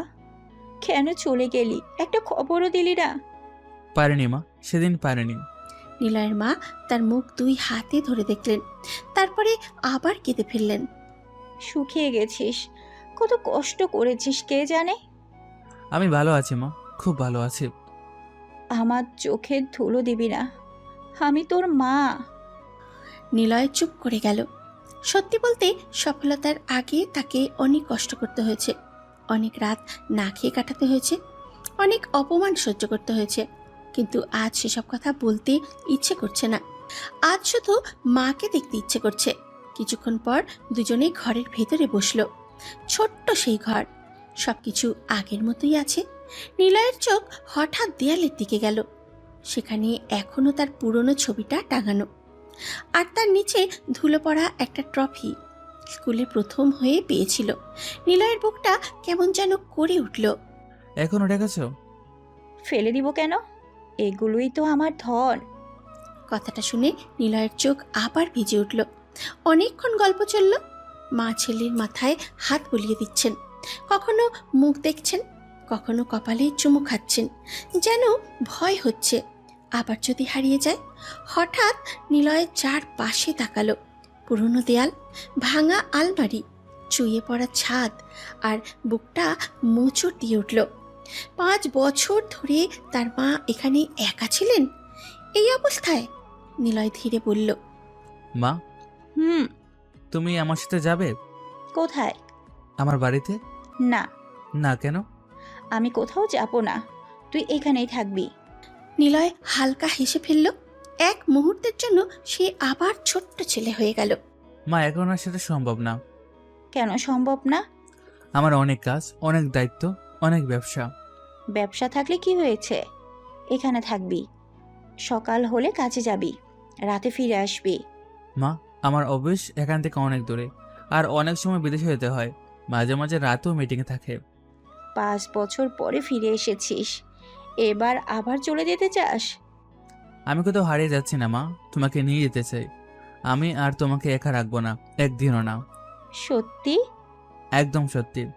তারপরে শুরু হলো নিলয়ের বোঝানো, প্রায় 1 ঘন্টা ধরে, কখনো আদর করে, কখনো জোর করে, কখনো অভিমান দেখিয়ে। যদি না যাও তাহলে আমিও যাব না। কি? অবশ্যও না, কাজেও না। এত বড় ব্যবসা বন্ধ করে দিবি? দিব। পাগল ছেলে। চলো চলো। ঠিক আছে, যাব, কিন্তু মাঝে মাঝে এখানে আসতে হবে। যতবার চাইবে ততবার। তারপর প্রয়োজনীয় কিছু জিনিস গুছিয়ে নেওয়া হলো। একটা ছোট্ট ব্যাগ, কিছু কাপড়, কিছু স্মৃতি। বাড়ি থেকে বের হওয়ার সময় নিলয়ের মা একবার পিছনে তাকালেন। এই বাড়িতে তিনি কত বছর কাটিয়েছেন, কত কেঁদেছেন, কত অপেক্ষা করেছেন। আজ সেই অপেক্ষার শেষ। আল্লাহর কাছে শুধু একটা কথাই বলেছিলাম, আমার ছেলেকে ফিরিয়ে দাও। আজ তিনি ফিরিয়ে দিয়েছেন। নিলয় মায়ের হাত শক্ত করে ধরে গাড়ির দিকে নিয়ে গেল। কিছুক্ষণ পর গাড়ি এসে থামলো শহরের অভিজাত এলাকায়। বিশাল গেট খুলে গেল। নিলয়ের মা অবাক হয়ে চারপাশ দেখতে লাগলেন। দুই পাশে বাগান, মাঝখানে ফোয়ারা, সামনে প্রাসাদের মতন বিশাল বাড়ি। নিলয়ের মায়ের চোখ বড় হয়ে গেল। এ কার বাড়ি? আমাদের। কি? তিনি হতবাক। গাড়ি ভিতরে ঢুকতেই কয়েকজন নিরাপত্তারক্ষী সম্মান জানালো। স্টাফেরা সারিবদ্ধ হয়ে দাঁড়িয়ে গেল। একসাথে বলল, স্যার ওয়েলকাম ব্যাক। নিলয়ের মা পুরোপুরি স্তব্ধ। তিনি একবার বাড়ির দিকে তাকাচ্ছেন, একবার ছেলের দিকে। বাবা, এসব কি? তোমার ছেলে এখন আর আগের নিলয় নেই মা। নিলয়ের চোখে তখন কোনো অহংকার নেই, শুধুই তৃপ্তি। কারণ জীবনের সবচেয়ে বড় স্বপ্ন ছিল একদিন মাকে ভালো রাখা। আজ সে সেটা পেরেছে। কিন্তু ভাগ্য এখনও তার জন্য আরও বড় চমক লুকিয়ে রেখেছে। কারণ খুব শীঘ্রই আখি জানতে চলেছে দেশের টপ বিজনেসম্যান নিলয় খান আর কেউ নয়, সেই নিলয় যাকে সে একদিন চোর বলেছিল। গভীর রাত, চারপাশ নিস্তব্ধ, আকাশে আধখানা চাঁদ। শহরের অধিকাংশ মানুষ ঘুমিয়ে পড়েছে, কিন্তু কিছু মানুষের চোখে আজও ঘুম নেই। কারণ কিছু স্মৃতি মানুষকে ঘুমোতে দেয় না, কিছু অনুশোচনা মানুষকে শান্তিতে থাকতে দেয় না। চৌধুরী বাড়ির দ্বিতীয় তলায় নিজের রুমে বসে আছে আখি। রুমের লাইট বন্ধ, শুধু বারান্দা দিয়ে আসা চাঁদের আলো ঘরটাকে হালকা আলোকিত করে রেখেছে। আখি বিছানার এক কোণে বসে আছে। তার চোখ লাল, মনে হচ্ছে অনেকক্ষণ ধরেই কাঁদছে। গত কয়েকদিন ধরে তার ভেতরে অদ্ভুত একটা পরিবর্তন এসেছে। যতবার নিলয় খানের সাথে দেখা হচ্ছে ততবার তার পুরনো স্মৃতিগুলো ফিরে আসছে। আর সেই স্মৃতির কেন্দ্রবিন্দুতে আছে একজন মানুষ, নিলয়, সেই ছেলেটা যাকে সে কখনো বুঝতে চায়নি। আখি ধীরে ধীরে ড্রয়ার খুলল, ভেতর থেকে একটা পুরনো ছবি বের করলো। ছবিটা অনেক পুরনো। ছবিতে কয়েকজন মানুষ, তাদের মাঝখানে দাঁড়িয়ে আছে এক কিশোর, মুখে সরল হাসি। সেই নিলয়। ছবিটার উপরে হাত বুলিয়ে দিল আখি, তারপরে চোখ বন্ধ করে ফিসফিস করে বলল, কেন এমন হলো নিলয়, কেন? তার চোখ থেকে টপ টপ করে পানি পড়তে লাগলো। 5 বছর ধরে এই প্রশ্নের উত্তর সে খুঁজছে, কিন্তু কখনো কাউকে বলেনি। কেউ জানেও না তার বুকের ভিতরে কত বড় একটা গোপন কষ্ট লুকিয়ে আছে। আখি ছবিটা বুকে চেপে ধরল, তারপরে ধীরে ধীরে বলতে লাগলো, জানো নিলয়, আমি তোমাকে কতটা ঘৃণা করতাম, তার থেকেও বেশি তোমার দিকে তাকিয়ে থাকতাম। তুমি বুঝতেই পারোনি, কখনো কখনো বুঝতে চাওনি। তুমি যখন আমার সাথে কথা বলতে না, আমার খুব রাগ হতো। তুমি যখন আমাকে এড়িয়ে যেতে, আমার আরও বেশি রাগ হতো। অতীতের স্মৃতিগুলো ভেসে উঠতে লাগলো। অনেক বছর আগে আখি ছিল ভীষণ জেদি। সবাই তার কথায় চলতো, সবাই তাকে গুরুত্ব দিত। কিন্তু একজন মানুষ ছিল ব্যতিক্রম, নিলয়। সে কখনো আখির পেছনে ঘোরেনি, কখনো তোষামত করেনি, কখনো তার অহংকারকে প্রশ্রয় দেয়নি। আর সেটাই হয়তো আখির মনে অন্যরকম একটা অনুভূতি তৈরি করেছিল, যেটা সে তখন বুঝতে পারেনি, বোঝারও চেষ্টা করেনি। মনে আছে, একদিন আমি ইচ্ছে করে তোমার সাথে কথা বলতে গিয়েছিলাম। তুমি বলেছিলে আমার পড়াশোনা আছে, বিরক্ত করো না।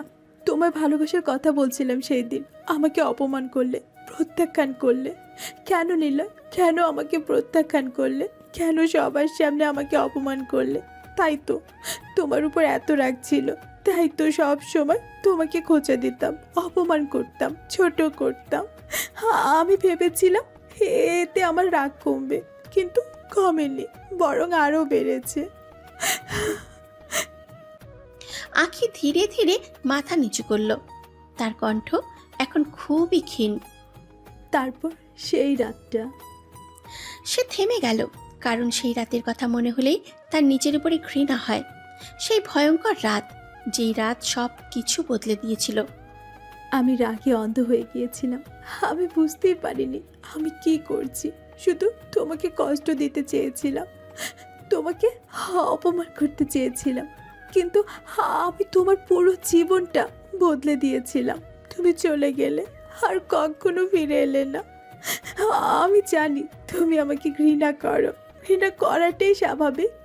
সে ধীরে ধীরে বিছানায় শুয়ে পড়ল, কিন্তু ছবিটা এখনো বুকে ধরে রেখেছে। যদি একবার ফিরে আসতে, শুধু একবার, আমি তোমার কাছে ক্ষমা চাইতাম। তুমি কি কখনো আমাকে ক্ষমা করবে নিলয়? প্রশ্নটা অন্ধকারে হারিয়ে গেল। উত্তর এলো না, কারণ যে মানুষটার কাছে সে ক্ষমা চাইতে চায় সে এই মুহূর্তে অনেক কাছেই আছে। কিন্তু আখি তা জানে, অন্যদিকে নিলয় তার বিশাল বাড়ির বারান্দায় দাঁড়িয়ে আছে। ভেতরে তার মা ঘুমিয়ে পড়েছেন, বহু বছর পর আজ শান্তিতে ঘুমাচ্ছেন। নিলয় দূরের আকাশের দিকে তাকিয়ে রইল। তারও মনে পড়ছে অতীত, কিন্তু সে জানে না এই একই রাতে আখিও তার কথা ভেবে কাঁদছে, নিজের ভুলের জন্য অনুশোচনা করছে। আর ভাগ্য ধীরে ধীরে তাদের দুজনকে এমন এক সত্যের দিকে নিয়ে যাচ্ছে যেখান থেকে আর কেউ ফিরে যেতে পারবে না। কয়েকদিন কেটে গেছে। এই কয়েকদিনে চৌধুরী গ্রুপ আর খান গ্রুপের মধ্যে বেশ কয়েকবার মিটিং হয়েছে। তবে আখির মনে একটা প্রশ্ন প্রতিদিন আরও বড় হয়েছে। নিলয় খানকে দেখলেই কেন তার বুক কেঁপে ওঠে? কেন তার চোখ দুটো এত পরিচিত লাগে? কেন তার কণ্ঠ শুনলে মনে হয় অতীত ফিরে এসেছে? অন্যদিকে নিলয়ও নিজের কাছে ব্যস্ত হয়ে পড়েছে। মাকে নিজের কাছে নিয়ে এসেছে। মা এখন অনেক খুশি। তবুও নিলয়ের ভিতরে একটা অস্থিরতা কাজ করছে, কারণ সে জানে সত্যিটা বেশি দিন লুকিয়ে রাখা সম্ভব না। কিন্তু সে বুঝতে পারেনি সত্যটা এত দ্রুত সামনে চলে আসবে। আজ দুপুর খান গ্রুপের প্রধান কার্যালয়, নিজের কেবিনে বসে গুরুত্বপূর্ণ একটা বিদেশি ক্লায়েন্টের সাথে ফোনে কথা বলছে নিলয়। আজ সে মাস্ক পরে নেই, কারণ আজ কোনো মিটিং নেই, শুধু অফিসের কাজ। নিলয় চেয়ারে বসে বলছে, yes, you can finalise the project next week. ঠিক তখনই কেবিনের বাইরে এসে দাঁড়ালো আখি। আজ সে কাউকে কিছু না জানিয়েই এসেছে। তার মনে হচ্ছিল কিছু একটা জানতেই হবে, কিছু একটা বুঝতেই হবে।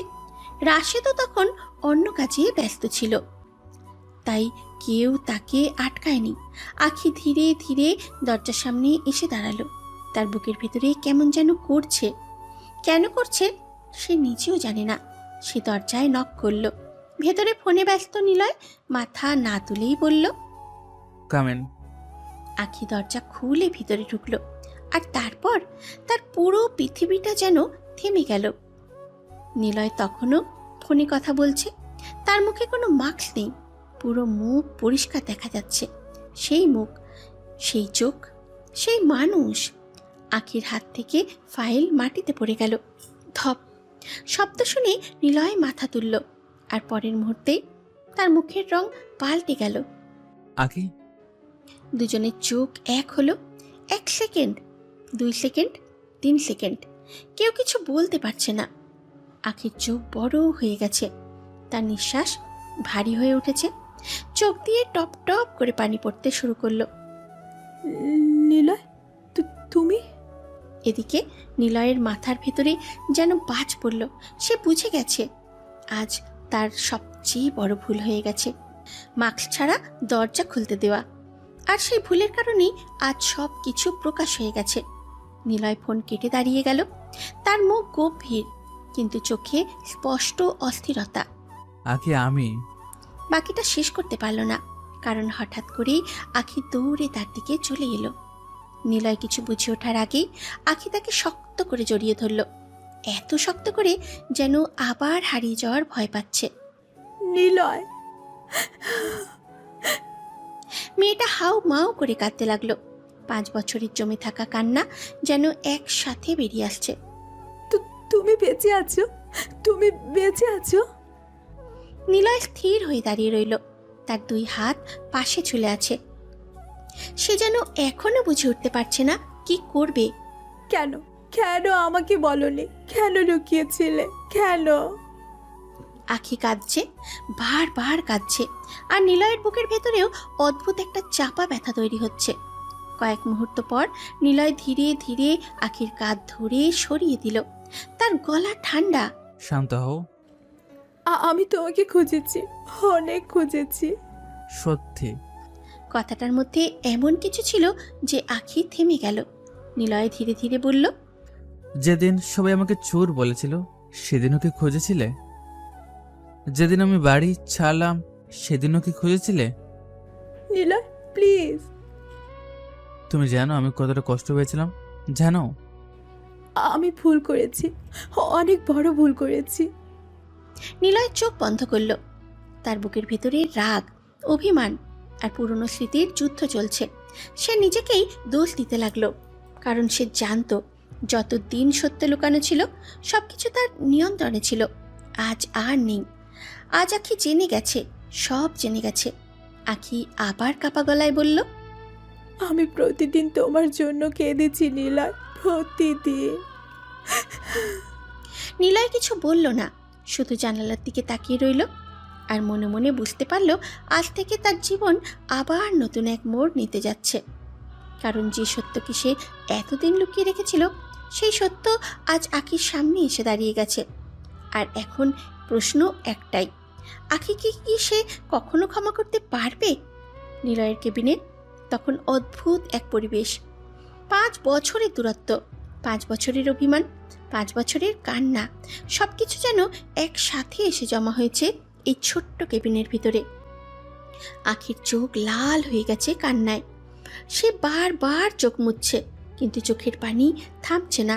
নিলয় জানালার পাশে দাঁড়িয়ে আছে, চুপচাপ, গম্ভীর, কিন্তু তার বুকের ভেতরেও ঝড় বইছে।